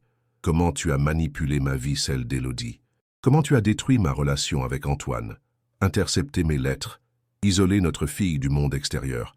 Tout ça pour garder le contrôle sur nous. Pour vous protéger, » s'écria Marcel, son masque de calme se fissurant complètement. « Ce monde est dangereux, plein de gens prêts à vous exploiter, comme lui. » Il pointa un doigt accusateur vers Antoine. « Il t'aurait brisé le cœur tôt ou tard. »« Je n'ai fait qu'accélérer l'inévitable. »« Ce n'était pas à toi d'en décider, » dit Claire doucement, des larmes coulant sur ses joues. « C'était ma vie, Marcel, mes choix, mon bonheur. » Un silence lourd suivit ces paroles.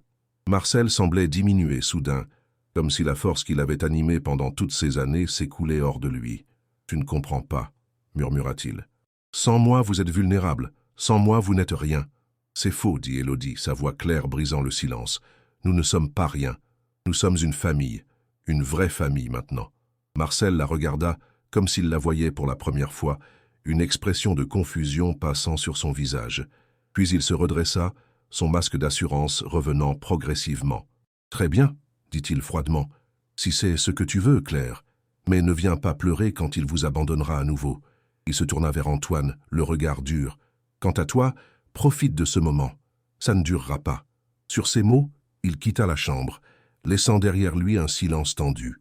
Antoine se précipita pour fermer la porte, puis revint vers le lit où Claire et Élodie étaient blotties l'une contre l'autre. « Il va revenir, » murmura Claire, tremblante. « Il ne renoncera pas si facilement. » Antoine s'assit près d'elle, entourant leurs épaules de ses bras protecteurs. « Nous ne serons plus jamais à sa merci, je te le promets. Dès que tu pourras sortir d'ici, vous viendrez chez moi. Nous contacterons un avocat, nous ferons reconnaître officiellement ma paternité, nous obtiendrons une ordonnance restrictive contre Marcel.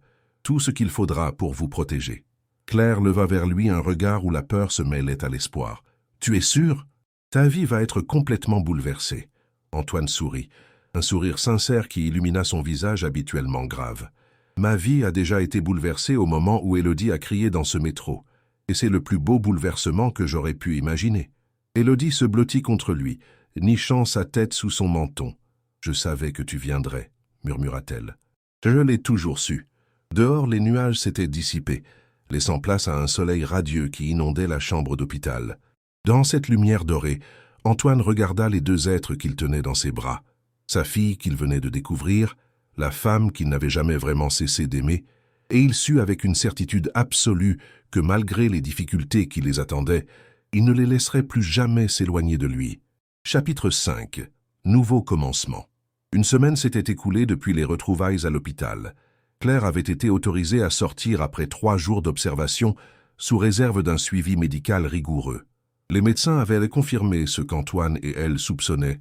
Son traitement avait été mal géré pendant des années, aggravant les symptômes d'une maladie qui, bien que chronique, aurait pu être mieux contrôlée. « C'est comme si je sortais d'un long brouillard », avait confié Claire à Antoine alors qu'il quittait l'hôpital Saint-Louis. « Je ne me suis pas senti aussi lucide depuis des années. » Conformément à leur décision, Claire et Élodie avaient emménagé dans l'appartement d'Antoine. Un arrangement temporaire, avait-il convenu, le temps de mettre de l'ordre dans leur situation et de planifier l'avenir. L'appartement spacieux mais impersonnel du 16e arrondissement s'était transformé en quelques jours. Des dessins d'Élodie ornaient désormais le réfrigérateur, des livres et des magazines de Claire s'empilaient sur les tables basses et des photos, nouvelles et anciennes, commençaient à apparaître sur les murs. L'espace prenait vie, comme si la présence de cette mère et de sa fille insufflait une âme à ce qui n'avait été jusque-là qu'un écrin luxueux mais vide. Ce matin-là, Antoine observait ce changement en savourant son café à la cuisine. Il était réveillé depuis l'aube, incapable de dormir plus longtemps, l'esprit en ébullition. Tant de choses s'étaient repassées, tant de décisions avaient été prises et devaient encore l'être. Juridiquement, les démarches avaient commencé. Son avocat, maître Dufresne, travaillait déjà sur la reconnaissance officielle de paternité. Un test ADN avait été effectué, une simple formalité, tant la ressemblance entre Antoine et Élodie était frappante pour quiconque les voyait ensemble. Une ordonnance restrictive contre Marcel avait également été déposée, appuyée par les rapports médicaux attestant du surdosage médicamenteux de Claire. Marcel n'avait pas réapparu depuis leur confrontation à l'hôpital, mais Antoine savait qu'il ne renoncerait pas si facilement. Bernard, son chef de sécurité, avait renforcé les mesures autour de l'immeuble et organisé une surveillance discrète. « Bonjour », dit une voix douce derrière lui. Claire se tenait dans l'encadrement de la porte, vêtue d'une robe de chambre en soie bleu pâle qu'Antoine lui avait achetée. Ses cheveux châtains, libres sur ses épaules, captaient la lumière matinale. Après une semaine de repos et de traitement approprié, ses joues avaient retrouvé des couleurs, et une étincelle nouvelle brillait dans ses yeux. « Bonjour », répondit Antoine en souriant. « Tu as bien dormi ?» Elle s'approcha et se servit une tasse de café. « Mieux que depuis longtemps. Cette chambre est si calme, et le lit... » Elle s'interrompit, soudain gênée. Ils avaient convenu d'arrangements séparés. Antoine leur cédant la chambre principale, tandis qu'ils s'installaient dans celle d'amis. Une décision sage, avaient-ils estimé tous deux. Malgré les sentiments qui ressurgissaient entre eux, il était trop tôt, trop compliqué pour envisager de reprendre leur relation là où elle s'était brisée 12 ans plus tôt. « Le nouveau médecin a appelé hier soir », dit Antoine pour changer de sujet. « Il veut te voir la semaine prochaine pour ajuster ton traitement. » Claire acquiesça. « Le docteur Moreau, il m'a semblé compétent et attentif, tellement différent des médecins que Marcel choisissait pour moi. » Une ombre passa sur son visage à l'évocation de son frère. Antoine résista à l'envie de prendre sa main. « Des nouvelles de lui » demanda-t-elle doucement. « Rien de direct. Mais Bernard m'a informé qu'il a été aperçu près de votre ancien appartement, rue Oberkampf. Il a probablement récupéré certaines de vos affaires. » Claire soupira. « Nous devrions y retourner. Il y a des choses importantes là-bas, des souvenirs, des documents. Nous irons, promit Antoine, avec une escorte pour plus de sécurité. » Un silence confortable s'installa entre eux. C'était étrange, pensa Antoine, comme ils avaient retrouvé une certaine aisance en si peu de temps. Comme si les années n'avaient pas complètement effacé l'intimité qu'ils avaient partagée. « À quoi penses-tu » demanda Claire, le surprenant dans sa rêverie. Antoine hésita. « À tout ce qui a changé en si peu de temps. À tout ce qui aurait pu être si Marcel n'avait pas interféré, compléta-t-elle, si nous avions eu une chance de construire notre vie ensemble, avec Élodie. » Il acquiesça. « Je me demande quel père j'aurais été, si j'aurais su être présent, attentif. » Claire l'observa un moment, puis dit doucement, « Tu l'aurais été. Je le vois dans ta façon d'être avec elle maintenant. C'est naturel. »« Elle me fascine, » admit Antoine. « Sa maturité, son intelligence. Et ce don qu'elle a, ses visions, » murmura Claire. « Elles m'ont toujours effrayé et émerveillé à la fois. Marcel les voyait comme un avantage à exploiter. Moi, je craignais qu'elle ne l'isole davantage.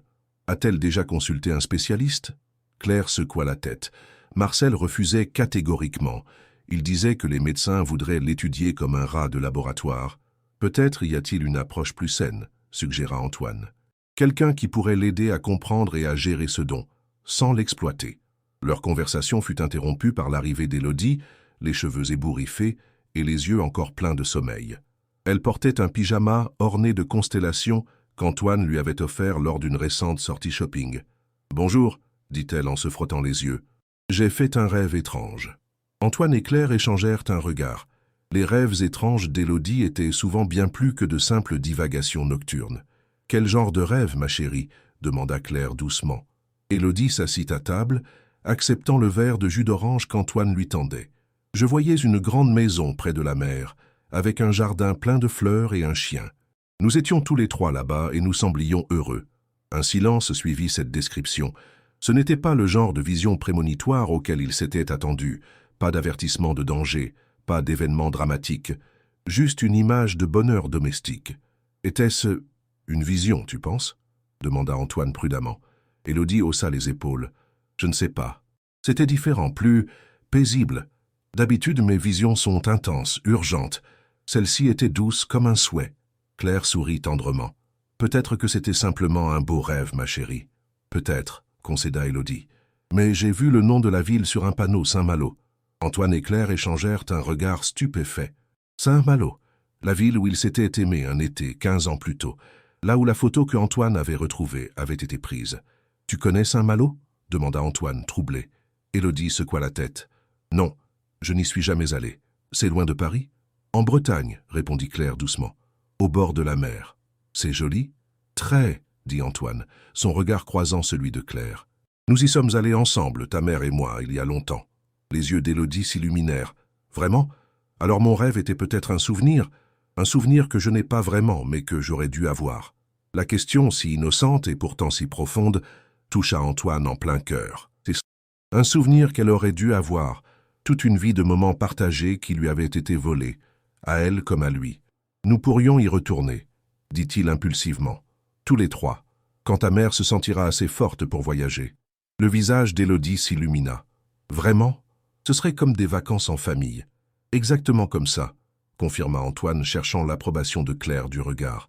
Elle sourit, émue. « Ce serait merveilleux. » Le petit déjeuner se poursuivit dans une atmosphère légère, pleine de projets et de possibilités. Élodie racontait avec animation ce qu'elle imaginait de Saint-Malo, les remparts, les plages, les crêperies. Antoine et Claire complétaient ces fantasmes de leurs propres souvenirs, créant ensemble une image composite de ce que pourrait être leur séjour. Après le repas, tandis qu'Élodie s'installait dans le salon pour dessiner, Antoine et Claire restèrent à la cuisine, savourant un dernier café. « Saint-Malo », murmura Claire, nostalgique. « Je n'y suis jamais retourné depuis... »« Moi non plus », admit Antoine. « Trop de souvenirs. »« De bons souvenirs, pourtant. Les meilleurs, » confirma-t-il. Puis, après une hésitation, « Claire, comment Élodie pouvait-elle voir Saint-Malo dans son rêve? Elle n'y est jamais allée, n'a jamais vu de photos. » Claire réfléchit un moment. Ces visions ne sont pas toujours liées au futur. Parfois, c'est comme si elle captait des fragments du passé ou des possibilités parallèles. Le docteur Lenoir, un neurologue que j'avais consulté en secret contre l'avis de Marcel, avait une théorie intéressante. Il pensait que les capacités d'Élodie pouvaient être liées à une forme extrêmement rare de synesthésie temporelle. Synesthésie temporelle, une condition où les perceptions du temps se mélangent, où les frontières entre passé, présent et futur deviennent poreuses. Le docteur Lenoir suggérait que certaines personnes pourraient avoir une sensibilité particulière au temporel, pour simplifier. Antoine fronça les sourcils, perplexe. C'est scientifiquement reconnu. Pas vraiment, admit Claire. C'est encore très théorique, à la frontière entre neurosciences et physique quantique. Mais cela expliquerait pourquoi Élodie perçoit parfois des dangers imminents ou des lieux qu'elle n'a jamais visités. Comme Saint-Malo. Exactement. Peut-être que son cerveau a capté nos souvenirs, ou une réalité alternative où nous aurions été une famille dès le début. Antoine médita cette idée, à la fois troublante et fascinante. Je voudrais en savoir plus. Peut-être pourrions-nous recontacter ce docteur Lenoir. Claire acquiesça. Je vais essayer de le retrouver. Marcel m'avait interdit de le revoir après notre première consultation, prétextant qu'il était un charlatan. Mais ces théories avaient du sens pour moi. Leur conversation fut interrompue par la sonnerie du téléphone d'Antoine. C'était Bernard. « Monsieur Girard, nous avons un problème. Marcel Rousseau vient d'entrer dans l'immeuble. Il a apparemment usé d'un subterfuge pour tromper la sécurité du hall. Il monte vers votre étage. » Antoine se raidit. Combien de temps avant qu'il n'arrive? Moins d'1 minute. La sécurité est en chemin, mais... Merci, Bernard. Il raccrocha et se tourna vers Claire qui avait pâli en devinant la nature de l'appel. Marcel, murmura-t-elle. Il est ici? Antoine acquiesça. Il arrive. Va chercher Élodie. Et enfermez-vous dans la chambre principale. Elle a une serrure renforcée. Et toi? Je vais lui parler. Il est temps de mettre les choses au clair une fois pour toutes. Claire hésita, puis se leva. Sois prudent. Marcel peut être imprévisible quand il se sent acculé. Elle se précipita vers le salon pour récupérer Élodie, tandis qu'Antoine se dirigeait vers l'entrée. Il avait à peine atteint le vestibule qu'un cognement furieux retentit à la porte. « Girard, je sais que vous êtes là. Ouvrez cette porte immédiatement. » Antoine prit une profonde inspiration, vérifia que Claire et Élodie étaient hors de vue, puis ouvrit. Marcel se tenait dans le couloir, l'air hagard. Ses vêtements habituellement impeccables étaient froissés, ses cheveux en désordre. Il semblait avoir perdu du poids en 1 semaine, et ses yeux brillaient d'une lueur fiévreuse. « Où sont-elles » demanda-t-il sans préambule, tentant de regarder par-dessus l'épaule d'Antoine. « Bonjour à vous aussi, Marcel », répondit Antoine, calmement, bloquant l'entrée de son corps. « Je ne pense pas que votre présence ici soit une bonne idée, étant donné les circonstances. »« Je veux voir ma sœur et ma nièce », insista Marcel, sa voix trahissant une tension extrême. « Vous n'avez pas le droit de me les enlever. »« Je n'ai enlevé personne. Claire et Élodie sont ici de leur plein gré, et une ordonnance restrictive a été déposée contre vous, Marcel. Vous ne devriez pas être ici. » Le visage de Marcel se décomposa. « Une ordonnance, pour quel motif ? » ?»« Maltraitance médicale.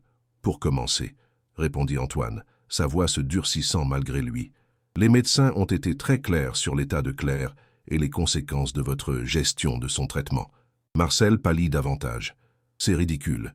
J'ai toujours pris soin de Claire. Ces médecins ne comprennent rien à sa condition particulière. Sa condition qui s'améliore remarquablement depuis qu'elle suit un traitement approprié, » répliqua Antoine. « Sans parler de votre exploitation des capacités d'Élodie. » Un tic nerveux agita la joue de Marcel. « Je ne vois pas de quoi vous parlez. »« Les paris, Marcel. Les promenades éducatives, où vous emmeniez délibérément Élodie dans des lieux publics, espérant qu'elle aurait une vision que vous pourriez exploiter financièrement. Élodie nous a tout raconté. » Marcel passa une main tremblante dans ses cheveux. Cet enfant a une imagination débordante.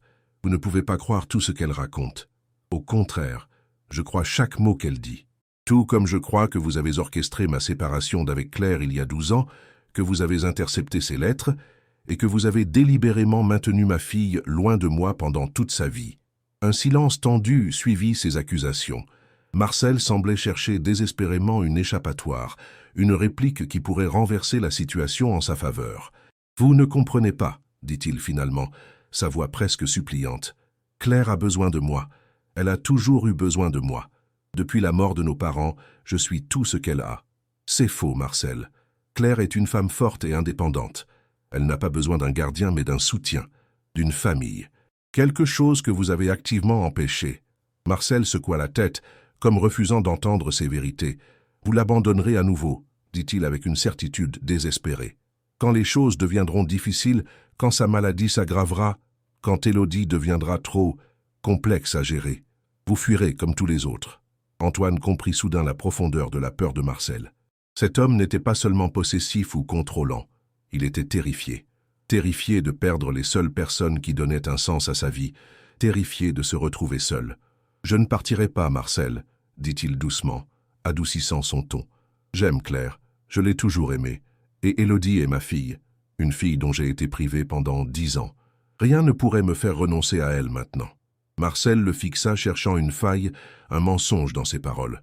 N'en trouvant pas, il sembla se dégonfler comme un ballon percé. « Laissez-moi au moins leur parler, » plaida-t-il. « Juste une fois, pour leur expliquer, pour leur dire. »« Pas aujourd'hui, » dit fermement Antoine. « Vous n'êtes pas en état, et elles ont besoin de stabilité, pas d'une confrontation émotionnelle.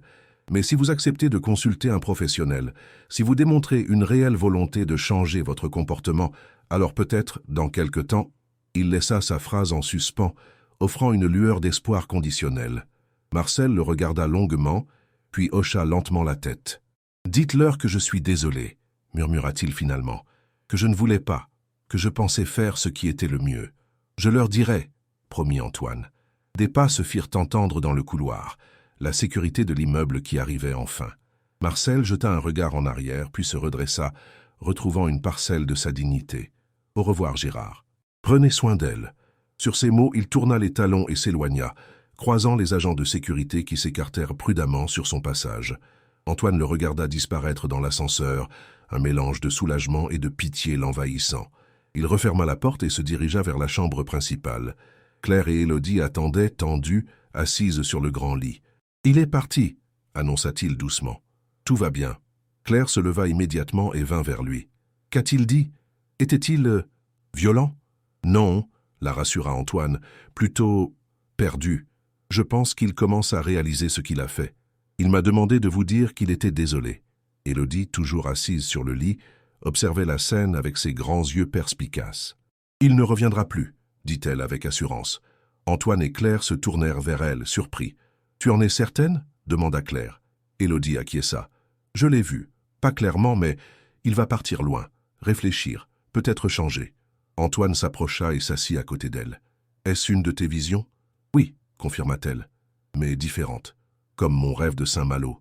Pas urgente ou effrayante, juste claire. » Claire s'assit de l'autre côté de sa fille, formant un cocon protecteur autour d'elle. « Tes visions semblent changer, ma chérie, peut-être parce que tu te sens plus en sécurité maintenant. » Élodie réfléchit un moment. « Peut-être, ou peut-être que je grandis et que ça change aussi. » Antoine passa un bras autour des épaules de sa fille. « Quoi qu'il en soit, nous sommes là pour t'aider à comprendre et à gérer ce don. Tu n'es plus seule avec ça. » Élodie sourit, son visage s'illuminant de cette joie pure qui touchait Antoine au plus profond de son être chaque fois qu'il la voyait. « Je sais, » dit-elle simplement. « Nous sommes une famille maintenant. » Claire croisa le regard d'Antoine par-dessus la tête de leur fille. Dans ses yeux brillait une émotion complexe. Gratitude, espoir, et quelque chose de plus profond, quelque chose qui ressemblait beaucoup à l'amour qu'ils avaient à partager autrefois. « Oui, » confirma Antoine, son regard ne quittant pas celui de Claire. « Une famille. Pour toujours. » Dans ce moment de connexion parfaite, il sut que malgré tous les défis qui les attendaient encore, la santé de Claire, les capacités extraordinaires d'Élodie, les fantômes du passé, ils avaient franchi une étape cruciale. Le chemin vers la guérison était ouvert devant eux, lumineux et plein de promesses. Alors, dit Élodie, brisant joyeusement le silence, quand est-ce qu'on va à Saint-Malo? Antoine et Claire éclatèrent de rire, cette simple question d'enfant ramenant l'insouciance dans une journée qui avait commencé sous tension. Bientôt, promit Antoine, très bientôt. Plus tard ce soir-là, après qu'Élodie se fût endormie, Antoine rejoignit Claire sur la terrasse de l'appartement. Elle était enveloppée dans un châle léger, contemplant les lumières de Paris qui scintillaient sous le ciel nocturne. « Tu crois qu'il reviendra ?» demanda-t-elle, sans détourner son regard de la ville. Antoine s'appuya contre la balustrade à côté d'elle. « Je ne sais pas, mais je pense qu'Élodie a raison. Il a besoin de temps, de distance, peut-être de soins. » Claire soupira. « Il n'a pas toujours été ainsi, tu sais. Après la mort de nos parents, il s'est retrouvé à 22 ans, responsable d'une adolescente de 14 ans. C'était un lourd fardeau. Ça n'excuse pas ce qu'il a fait, dit doucement Antoine. Non, admit-elle, mais ça l'explique peut-être, en partie. Être. La peur de perdre la seule famille qui lui restait l'a transformé en quelque chose qu'il n'était pas destiné à devenir. Ils restèrent silencieux un moment, méditant cette triste vérité. J'ai parlé à mon avocat aujourd'hui, dit finalement Antoine. La reconnaissance de paternité devrait être officielle d'ici quelques semaines. Élodie portera légalement mon nom si c'est ce que vous souhaitez toutes les deux. Claire sourit. Elle en serait ravie, j'en suis certaine. Elle t'admire déjà tellement. J'ai tellement à rattraper, murmura Antoine. 10 années perdues. Mais tellement d'années devant nous, compléta Claire, tournant enfin son visage vers lui. Dans la pénombre douce de la terrasse, ses traits semblaient plus jeunes, rappelant à Antoine la jeune femme dont il était tombé amoureux 15 ans plus tôt. Sans réfléchir, il tendit la main et effleura sa joue.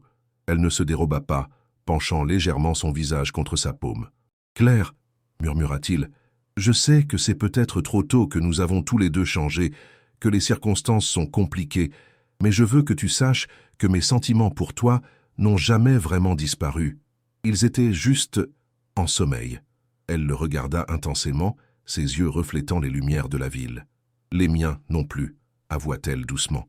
Même dans les moments les plus sombres, même quand Marcel me répétait que tu m'avais abandonné, une part de moi refusait de le croire complètement. » Antoine se rapprocha légèrement. « Alors peut-être pourrions-nous reconstruire quelque chose? Pas exactement ce que nous avions.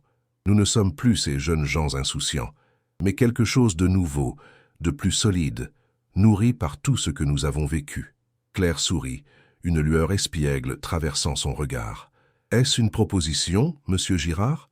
Une suggestion, corrigea-t-il, souriant à son tour. Une possibilité à explorer, jour après jour, sans précipitation. Pour nous, et pour Élodie. J'aimerais beaucoup explorer cette possibilité, murmura Claire. Lentement, avec la délicatesse de ceux qui redécouvrent un territoire à la fois familier et nouveau, ils se penchèrent l'un vers l'autre. Leurs lèvres se rencontrèrent dans un baiser tendre, chargé de promesses et de souvenirs entremêlés.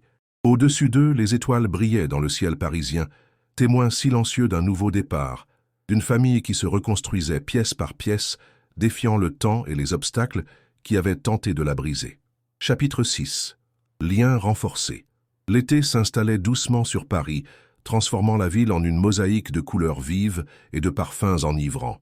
Les jardins du Luxembourg débordèrent de fleurs, les terrasses des cafés s'emplissaient dès les premières heures du jour, et la Seine scintillait sous un soleil généreux. 3 mois s'étaient écoulés depuis les retrouvailles d'Antoine, Claire et Élodie. 3 mois de découverte, d'ajustement, de petites victoires quotidiennes et parfois de défis inattendus. La vie s'organisait peu à peu, créant de nouvelles habitudes, de nouveaux rituels qui soudaient leur famille reconstituée. Ce matin-là, Antoine se tenait devant la porte d'une école privée du 16e arrondissement, Élodie à ses côtés. L'école Saint-Exupéry était réputée pour son approche pédagogique innovante et son attention particulière aux enfants aux besoins spécifiques. Après de longues discussions, Claire et Antoine avaient décidé qu'il était temps pour leur fille de réintégrer le système scolaire, de rencontrer d'autres enfants, de normaliser autant que possible sa vie extraordinaire. « Nerveuse ?» demanda Antoine, remarquant qu'Élodie triturait la lanière de son nouveau cartable. Elle hocha la tête, ses yeux bleus, si semblables aux siens, fixés sur la cour d'école où des enfants jouaient bruyamment avant la sonnerie. « Et si j'ai une vision pendant la classe ?» murmura-t-elle. « Les autres enfants vont penser que je suis bizarre. » Antoine s'agenouilla pour être à sa hauteur, ajustant tendrement le col de sa robe d'été. Nous en avons parlé avec la directrice et ton enseignante, tu te souviens? Elles savent que tu peux parfois avoir des moments d'absence. Si cela arrive, tu demandes simplement à sortir un moment. Madame Lenoir comprendra. Élodie acquiesça, mais l'inquiétude ne quitta pas son regard. Et si les autres élèves se moquent de moi? Je ne sais pas comment me faire des amis. Je n'en ai jamais eu. Le cœur d'Antoine se serra. Ces mots simples résumaient l'isolement dans lequel Marcel avait maintenu sa nièce pendant des années, sous prétexte de la protéger. « Tu sais quoi ?» dit-il doucement. « Les amitiés sont comme les plantes. Elles ont besoin de temps, d'attention et de patience pour s'épanouir. Tu ne deviendras pas ami avec tout le monde du jour au lendemain, et c'est normal. Commence par sourire, par écouter, par partager ce que tu aimes. Le reste viendra naturellement. »« Comment tu le sais ?» demanda Élodie, sceptique. « Tu as beaucoup d'amis, toi ?» Antoine sourit, touché par sa perspicacité. « Pas beaucoup, non. Pendant longtemps, j'étais trop concentré sur mon travail pour entretenir de véritables amitiés. Mais cela change. Grâce à toi et à ta mère, vous me rappelez ce qui compte vraiment dans la vie. » Le visage d'Élodie s'illumina légèrement. « Alors nous apprenons ensemble ?»« Exactement, confirma Antoine. Nous apprenons ensemble. Et c'est ce qui rend tout cela si spécial. » La sonnerie retentit, annonçant le début des cours. Élodie prit une profonde inspiration, puis se jeta impulsivement dans les bras de son père, l'étreignant brièvement, mais fermement. « À ce soir » murmura-t-elle, avant de s'élancer vers la cour, sa tresse châtaine rebondissant au rythme de ses pas. Antoine la regarda rejoindre le groupe d'élèves qui se mettait en rang, son cœur gonflé d'amour et d'appréhension mêlée. Ce sentiment, cette inquiétude mêlée de fierté, cette envie de protéger tout en encourageant l'indépendance, était-ce cela, être parent? Il ne cessait de découvrir de nouvelles facettes de cette relation, de ce rôle qu'il n'avait jamais pensé tenir un jour. En retournant vers sa voiture, il consulta sa montre. Il avait juste le temps de passer au bureau avant son rendez-vous avec le docteur Bernard, le nouveau spécialiste qui suivait Claire. Une réunion importante l'attendait, la première phase d'un projet sur lequel il travaillait discrètement depuis plusieurs semaines. Son téléphone vibra. Un message de Claire. « Élodie est entrée sans problème ? N'oublie pas le rendez-vous à 11h. Je t'aime. » Antoine sourit. Ces 3 derniers mots, encore nouveaux dans leurs échanges retrouvés, lui réchauffèrent le cœur chaque fois qu'il les lisait. Leur relation avait évolué doucement, prudemment, au fil des semaines. Ils prenaient leur temps, conscients des blessures du passé et des enjeux du présent. Claire occupait toujours la chambre principale avec Élodie, tandis qu'Antoine gardait celle d'ami. Mais certains soirs, après qu'Élodie se fût endormie, ils partageaient des moments d'intimité sur la terrasse ou dans le salon, redécouvrant la complicité qui les avait unis autrefois. « Tout s'est bien passé, » répondit-il. Elle était nerveuse mais déterminée. On se retrouve à la clinique. « Je t'aime aussi. » À son bureau du 8e arrondissement, Antoine trouva Philippe, son assistant, qui l'attendait avec une pile de dossiers et une expression intriguée. « Bonjour, monsieur Girard. Comment s'est passée la première journée d'école ?» Antoine sourit. Philippe, comme le reste de son équipe, s'était adapté avec une surprenante facilité au changement dans la vie de son patron.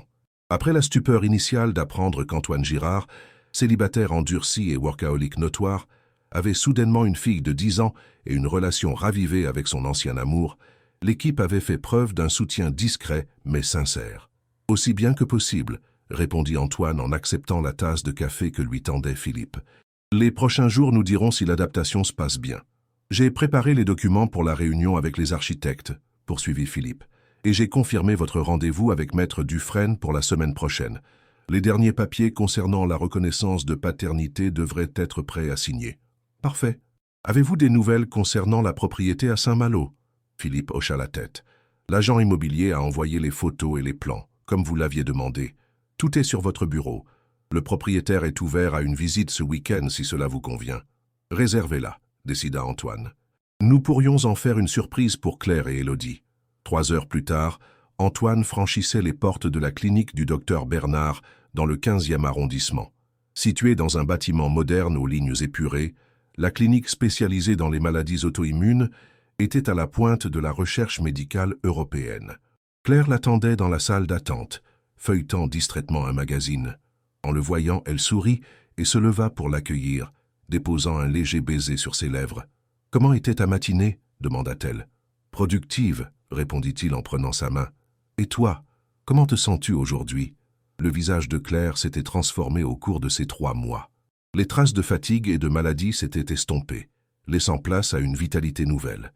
Ses yeux avaient retrouvé leur éclat, ses joues leur couleur. Le traitement adapté, combiné à une alimentation équilibrée et à un environnement serein, avait produit des résultats spectaculaires. « Étonnamment bien », dit-elle. « Je n'ai ressenti aucune douleur articulaire ce matin, et la fatigue est gérable. Le nouveau traitement semble vraiment efficace. » Ils n'eurent pas le temps de poursuivre leur conversation, le docteur Bernard les invitant à entrer dans son cabinet. Grand mince, les cheveux poivre et sel soigneusement coiffés, le médecin dégageait une aura de compétence tranquille qui avait immédiatement mis Claire en confiance lors de leur première rencontre. « Madame Rousseau, Monsieur Girard », les salua-t-il en leur serrant la main. « J'ai de bonnes nouvelles pour vous aujourd'hui. » Ils s'installèrent dans les fauteuils face à son bureau, tandis qu'il ouvrait le dossier médical de Claire sur son ordinateur. « Les dernières analyses sont très encourageantes, » poursuivit-il. « Les marqueurs inflammatoires ont considérablement diminué, et les fonctions rénales se sont stabilisées. Le lupus est toujours présent, bien sûr. C'est une maladie chronique, mais il est maintenant sous contrôle. » Claire serra la main d'Antoine, soulagée. « Est-ce que cela signifie que je peux réduire certains médicaments ?»« Progressivement, oui, » confirma le médecin. « Nous allons diminuer les corticoïdes en premier lieu, puis réévaluer dans un mois. L'objectif est de trouver la dose minimale efficace pour éviter les effets secondaires à long terme. » Il marqua une pause, observant Claire avec attention. « Cependant, je reste perplexe concernant votre historique médical. Les traitements qui vous ont été prescrits ces dernières années étaient, disons, inhabituels pour votre condition. Certains semblaient même contre-indiqués. » Antoine et Claire échangèrent un regard lourd de sens. Ils avaient brièvement expliqué au docteur Bernard la situation avec Marcel, sans entrer dans tous les détails. « Mon frère gérait mes soins médicaux », rappela Claire doucement. « Il avait sa propre vision de ma maladie. » Le médecin hocha la tête, diplomatique. « Je comprends. L'important est que nous sommes sur la bonne voie maintenant. Votre amélioration est remarquable, et avec ce régime thérapeutique adapté, vous pourrez mener une vie pratiquement normale. »« Normale », répéta Claire, comme si ce mot contenait une promesse extraordinaire. « Y compris des voyages ?»« Absolument, » sourit le docteur Bernard. « Tant que vous prenez vos médicaments régulièrement et que vous évitez les situations d'épuisement extrême, vous pouvez voyager. La mer était même particulièrement recommandée pour son effet apaisant. » Antoine sourit intérieurement. Le médecin venait, sans le savoir, de valider leur projet de week-end à Saint-Malo. En quittant la clinique, Claire semblait littéralement plus légère, comme si un poids invisible avait été retiré de ses épaules. « Je n'arrive pas à croire que je puisse aller aussi bien », confia-t-elle, alors qu'ils marchaient vers un petit restaurant où ils avaient prévu de déjeuner. « Pendant des années, Marcel m'a répété que j'étais trop fragile, trop malade pour mener une vie normale. Que sans lui, je m'effondrerais. » Antoine passa un bras protecteur autour de ses épaules. Il te maintenait dans un état de dépendance. Peut-être même aggravait-il délibérément tes symptômes. C'est ce que je commence à comprendre, murmura Claire. C'est effrayant de réaliser à quel point j'ai été manipulé. L'important est que c'est terminé, affirma Antoine. Tu es libre maintenant. Libre d'aller mieux, libre de vivre pleinement. Ils s'installèrent à la terrasse d'un bistrot charmant, profitant du soleil estival et de la vue sur un petit square verdoyant. Après avoir commandé, Antoine sortit une enveloppe de sa veste. « J'ai quelque chose à te montrer, » dit-il, un sourire énigmatique aux lèvres. Claire le regarda avec curiosité, acceptant l'enveloppe. À l'intérieur, elle trouva plusieurs photographies d'une grande maison de pierre, nichée dans un jardin luxuriant, avec la mer visible en arrière-plan. « Qu'est-ce que... » commença-t-elle, intriguée. « Une propriété à vendre » expliqua Antoine. « À Saint-Malo, plus précisément à Paramé, à quelques minutes de la plage du Sillon. » Claire étudia les photos avec attention, s'attardant sur les détails, les grandes fenêtres donnant sur le jardin, la terrasse orientée vers la mer, l'intérieur lumineux aux poutres apparentes. « Elle est magnifique, » admit-elle. « Mais pourquoi me montres-tu cela ?» Antoine prit une profonde inspiration. C'était le moment qu'il avait anticipé, préparé pendant des semaines. « Parce que j'envisage de l'acheter, » dit-il doucement. « Pour nous, pour notre famille. » Claire le regarda, stupéfaite. « Tu veux quitter Paris ? Pas nécessairement tout de suite, ni complètement, » précisa Antoine. « Ce pourrait être une résidence secondaire dans un premier temps. Un lieu où nous pourrions passer les week-ends, les vacances. Un endroit où Élodie pourrait grandir avec de l'espace, de l'air pur, la proximité de la nature et de la mer. » Il marqua une pause, cherchant ses mots. Et peut-être, à terme, si cela nous convient à tous, en faire notre résidence principale. Je peux gérer l'entreprise à distance une grande partie du temps, et Paris n'est qu'à 2 heures en TGV. Claire contempla à nouveau les photos, émue. C'est la maison qu'Élodie a vue dans son rêve, n'est-ce pas? Une grande maison près de la mer, avec un jardin plein de fleurs. Antoine acquiesça. Je ne sais pas si c'est exactement celle-là. Mais quand j'ai vu ces photos, j'ai immédiatement pensé à sa description. J'ai prévu une visite ce week-end, si tu es d'accord. Élodie sera folle de joie, murmura Claire. Et toi? Demanda Antoine doucement.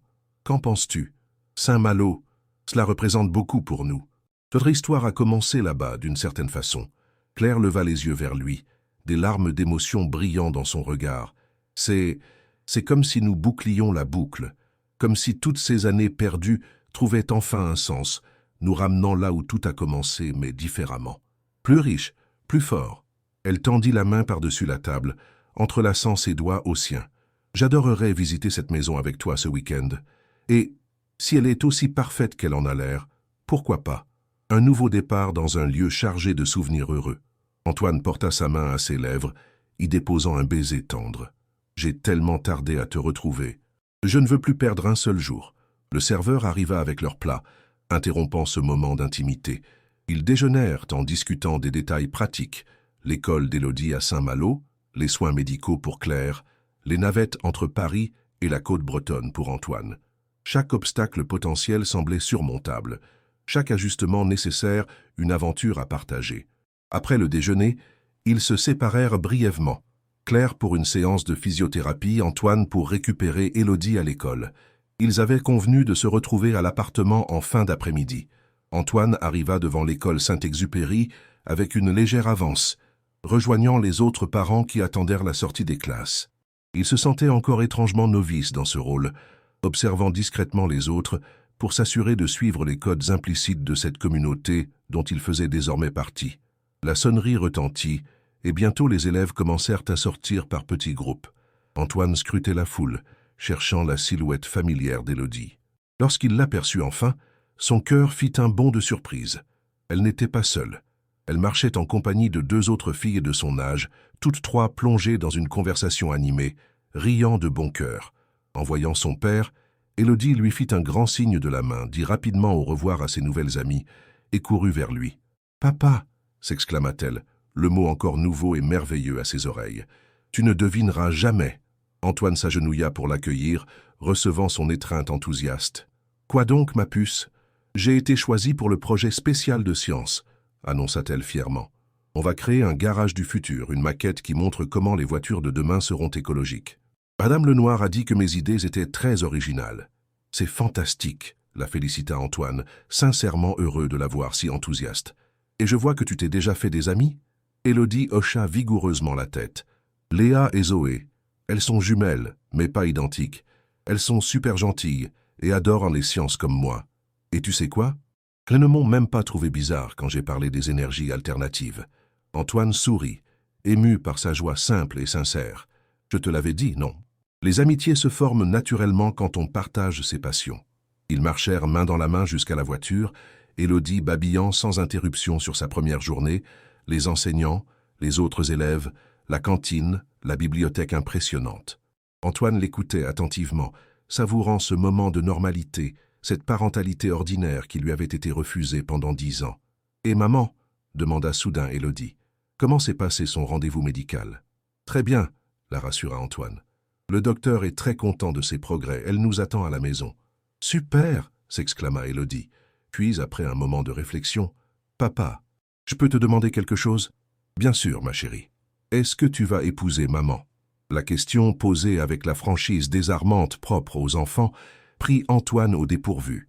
Il ralentit légèrement sa conduite, cherchant une réponse appropriée. « C'est une question importante, Élodie. Ta mère et moi, nous nous retrouvons après de nombreuses années. Nous apprenons à nous connaître à nouveau, à construire quelque chose de solide. Mais tu l'aimes, non ?» insista Élodie. « Et elle t'aime aussi.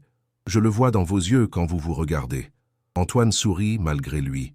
Rien n'échappait à l'observation perspicace de sa fille. « Oui, je l'aime, » admit-il doucement. « Profondément. » Mais le mariage est une décision importante qui doit venir au bon moment. Élodie sembla méditer cette réponse un instant.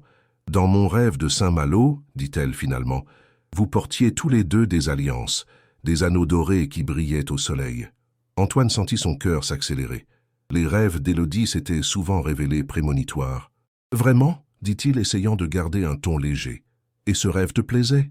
Un sourire radieux illumina le visage d'Élodie. C'était le plus beau de tous mes rêves. À l'appartement, ils trouvèrent Claire qui les attendait avec un goûter préparé, des madeleines fraîches et du chocolat chaud. Élodie se précipita pour l'embrasser, puis enchaîna immédiatement sur le récit détaillé de sa journée.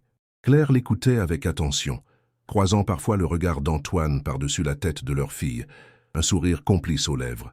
Plus tard, après qu'Élodie se fut installée dans sa chambre pour commencer ses premiers devoirs, une tâche qu'elle abordait avec un enthousiasme surprenant, Antoine et Claire se retrouvèrent seuls dans la cuisine. « Elle semble s'être parfaitement adaptée », observa Claire, impressionnée. « Pas une seule vision aujourd'hui, apparemment. Elle était si nerveuse ce matin, se rappela Antoine. Et maintenant, elle rayonne littéralement. Les enfants ont cette capacité d'adaptation extraordinaire, dit Claire en rangeant les tasses. Bien plus que les adultes. Antoine s'approcha d'elle, l'enlaçant par derrière. À propos d'adaptation, j'ai parlé à Élodie de notre projet de visite à Saint-Malo ce week-end. Elle est enthousiaste, comme tu peux l'imaginer. Claire se retourna dans ses bras, passant ses mains autour de son cou. J'ai hâte de voir cette maison. Si elle ressemble vraiment au rêve d'Élodie, à ce sujet, hésita Antoine, elle m'a posé une question intéressante dans la voiture. Ah oui, sourit Claire. Laisse-moi deviner. Elle voulait savoir si nous allions nous marier? Antoine la regarda, surpris. Comment le sais-tu? Claire rit doucement.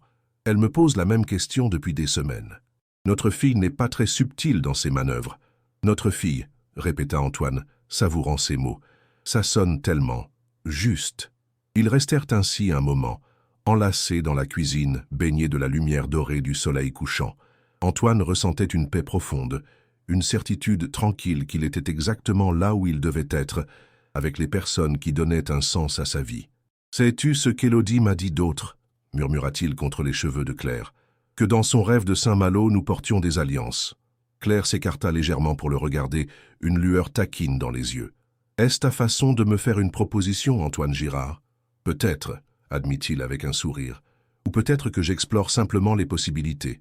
Après tout, notre fille semble avoir un don pour voir l'avenir. »« Eh bien, » dit Claire, son visage s'approchant du sien, « dans ce cas, je devrais peut-être te dire que je trouve cette possibilité particulièrement séduisante. » Leurs lèvres se rencontrèrent dans un baiser tendre, plein de promesses. Dehors, Paris s'illuminait pour la soirée, mais dans cet appartement du 16e arrondissement, une lumière plus précieuse encore brillait, celle d'une famille reconstruite contre toute attente, guidée par l'amour et la vision extraordinaire d'une petite fille. « Maman, papa !» appela soudain Élodie depuis sa chambre. « Venez voir ce que j'ai dessiné pour mon projet. » Ils se séparèrent en riant, échangeant un dernier regard complice avant de rejoindre leur fille. La vie continuait son cours, tissant jour après jour les fils d'une existence qu'ils n'auraient jamais osé imaginer quelques mois plus tôt. Et quelque part dans les possibilités infinies de l'avenir, une maison de pierre les attendait sur la côte bretonne, témoin silencieux d'un rêve en train de devenir réalité. Chapitre 7. Le cri de liberté. Le printemps à Saint-Malo avait quelque chose de magique. La lumière, différente de celle de Paris, semblait plus pure, plus cristalline, caressant les vieilles pierres des remparts et faisant scintiller la mer à l'horizon. Les embruns salés se mêlaient au parfum des fleurs qui éclosaient dans les jardins, créant un bouquet enivrant que la brise marine dispersait dans toute la ville. Un an s'était écoulé depuis ce jour fatidique dans le métro parisien où le cri d'une enfant avait changé le cours de plusieurs vies. Un an de découverte, d'ajustement, de reconstruction patiente d'une famille que le destin, ou peut-être quelque chose de plus mystérieux encore, avait réuni contre toute attente. La maison de Paramé, ce quartier paisible de Saint-Malo que Antoine avait repéré sur des photos, était devenu leur foyer. Une demeure spacieuse aux murs de granit clair, nichée dans un jardin luxuriant qui descendait en pente douce vers la plage. Les grandes fenêtres laissaient entrer abondamment la lumière, illuminant les pièces chaleureuses où se mêlaient harmonieusement meubles anciens et touches contemporaines. Ce matin-là, Antoine contemplait ce jardin depuis la terrasse, une tasse de café à la main. Le soleil printanier réchauffait doucement l'air encore frais, promesse d'une journée radieuse. Dans un coin du jardin, un jeune labrador couleur sable, sable précisément comme l'avait nommé Élodie, poursuivait joyeusement un papillon sous le regard amusé de son maître. « Encore perdu dans tes pensées ?»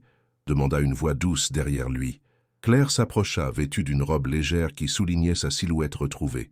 Un an de traitement adapté, d'air marin et de bonheur tranquille avait opéré une transformation remarquable. Son visage avait repris des couleurs, ses yeux brillaient d'une vitalité nouvelle, et ses mouvements, autrefois mesurés par la douleur chronique, étaient désormais fluides et assurés. « Je réfléchissais à tout ce qui a changé », admit Antoine en l'accueillant dans ses bras. « 1 an déjà ?» Claire suivit son regard vers le jardin où gambadaient sables. « 1 année de miracle », murmura-t-elle. Antoine effleura l'alliance en or qui brillait à son doigt. Ils s'étaient mariés 6 mois plus tôt, lors d'une cérémonie intime sur la plage du Sillon, à quelques pas de leur nouvelle maison. Élodie avait été leur témoin d'honneur, radieuse dans sa robe bleu ciel, tenant fièrement les alliances qu'elle avait vues dans son rêve prémonitoire. « Comment va notre architecte en herbe ce matin ?»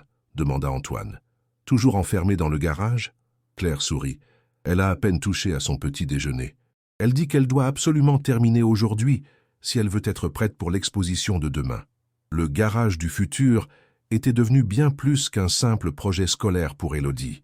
Ce qui avait commencé comme une maquette pour sa classe de sciences s'était transformé en une véritable passion. Avec le soutien de ses parents et l'encouragement de ses professeurs, elle avait développé un concept innovant de station de recharge pour véhicules électriques alimentés par l'énergie marémotrice, une idée particulièrement adaptée à la côte bretonne. Son projet avait été sélectionné pour représenter l'école au concours régional des jeunes inventeurs qui se tiendrait le lendemain à Rennes. Une reconnaissance qui rendait ses parents immensément fiers et qui confirmait ce qu'ils avaient toujours su. Élodie possédait un don exceptionnel qui allait bien au-delà de ses visions prémonitoires. « Je devrais peut-être aller voir si elle a besoin d'aide », suggéra Antoine. Claire secoua doucement la tête. « Laisse-la travailler à son rythme. Elle m'a fait promettre que personne ne viendrait la déranger avant midi. Elle veut nous faire la surprise. » Antoine acquiesça, respectueux de l'indépendance croissante de sa fille. À 11 ans, presque 12 maintenant, Élodie montrait une maturité et une assurance qui les étonnaient parfois. L'enfant timide et isolé qu'elle avait été sous la tutelle étouffante de Marcel s'était épanouie en une préadolescente vive, curieuse et sociable. « Des nouvelles de Marcel ?» demanda-t-il doucement, comme s'il avait lu dans les pensées de Claire. Elle soupira légèrement. « Sa dernière lettre est arrivée hier. Il semble aller mieux. La thérapie l'aide apparemment à comprendre ses comportements passés. Marcel avait finalement accepté de suivre un traitement psychiatrique, après une période difficile où il avait oscillé entre colère, déni et tentative de récupérer le contrôle sur la vie de sa sœur. L'intervention ferme mais compatissante d'Antoine, soutenue par des mesures légales, l'avait finalement convaincu de chercher de l'aide. « Il demande s'il pourrait nous rendre visite cet été », poursuivit Claire. « Pour voir Élodie, principalement. Il dit qu'il a des excuses à lui présenter. » Antoine réfléchit un moment. Leur relation avec Marcel restait complexe. Le pardon ne pouvait effacer des années de manipulation et d'abus de confiance. Pourtant, ils avaient choisi de ne pas couper complètement les ponts, reconnaissant que derrière ces actions se cachait un homme profondément perturbé par ses propres traumatismes. « Qu'en penses-tu » demanda-t-il finalement. « Tu te sens prête à le revoir ?» Claire contempla l'horizon marin pensive. « Je crois que oui. Pas pour une longue période, bien sûr. Peut-être juste une journée pour commencer. Et seulement si Élodie est d'accord. » Antoine acquiesça. « Nous lui en parlerons. Ensemble. » Ils restèrent un moment enlacés sur la terrasse, savourant la quiétude du matin et la complicité qui les unissait. Leur décision de quitter Paris pour s'installer définitivement à Saint-Malo s'était révélée parfaite. Antoine dirigeait désormais son entreprise à distance, ne se rendant dans la capitale que 2 jours par semaine. Claire avait repris ses études d'histoire de l'art, interrompues 15 ans plus tôt, et donnait occasionnellement des conférences au musée local. Quant à Élodie, elle s'était intégrée avec une facilité surprenante à sa nouvelle école. Ses capacités exceptionnelles, tant intellectuelles qu'intuitives, étaient reconnues et valorisées par une équipe pédagogique attentive. Et ses visions, loin d'être considérées comme une bizarrerie à dissimuler, étaient désormais comprises comme une part intégrante de sa personnalité. Ces visions avaient d'ailleurs évolué au fil des mois. Les avertissements de danger imminent, qui constituaient autrefois l'essentiel de ses perceptions extrasensorielles, avaient progressivement cédé la place à des aperçus plus variés, parfois du passé, parfois de possibilités futures, comme des fenêtres ouvertes sur différentes temporalités. Le docteur Lenoir, ce neurologue que Claire avait consulté en secret à Paris et qu'ils avaient retrouvé, suivait cette évolution avec un intérêt scientifique respectueux. Selon lui, le cerveau d'Élodie fonctionnait comme un récepteur particulièrement sensible, capable de capter des informations au-delà des limites temporelles conventionnelles. Une faculté extraordinaire qui, dans un environnement sain et bienveillant, devenait un atout plutôt qu'un fardeau. « Je vais préparer le pique-nique pour ce midi », annonça Claire en se détachant doucement de l'étreinte d'Antoine. « J'ai promis à Élodie que nous déjeunerions sur la plage pour célébrer la fin de son projet. »« Excellente idée », approuva Antoine. « Je vais en profiter pour réparer sa bicyclette. La chaîne a déraillé hier. » Ils se séparèrent après un baiser tendre, chacun vaquant à ses occupations dans cette routine paisible qu'ils avaient établie. Antoine se dirigea vers la petite remise au fond du jardin où il conservait ses outils. En passant devant le garage transformé en atelier, il résista à l'envie de jeter un coup d'œil par la fenêtre. La surprise d'Élodie méritait d'être respectée. Quelques heures plus tard, alors que le soleil atteignait son zénith, la porte du garage s'ouvrit enfin.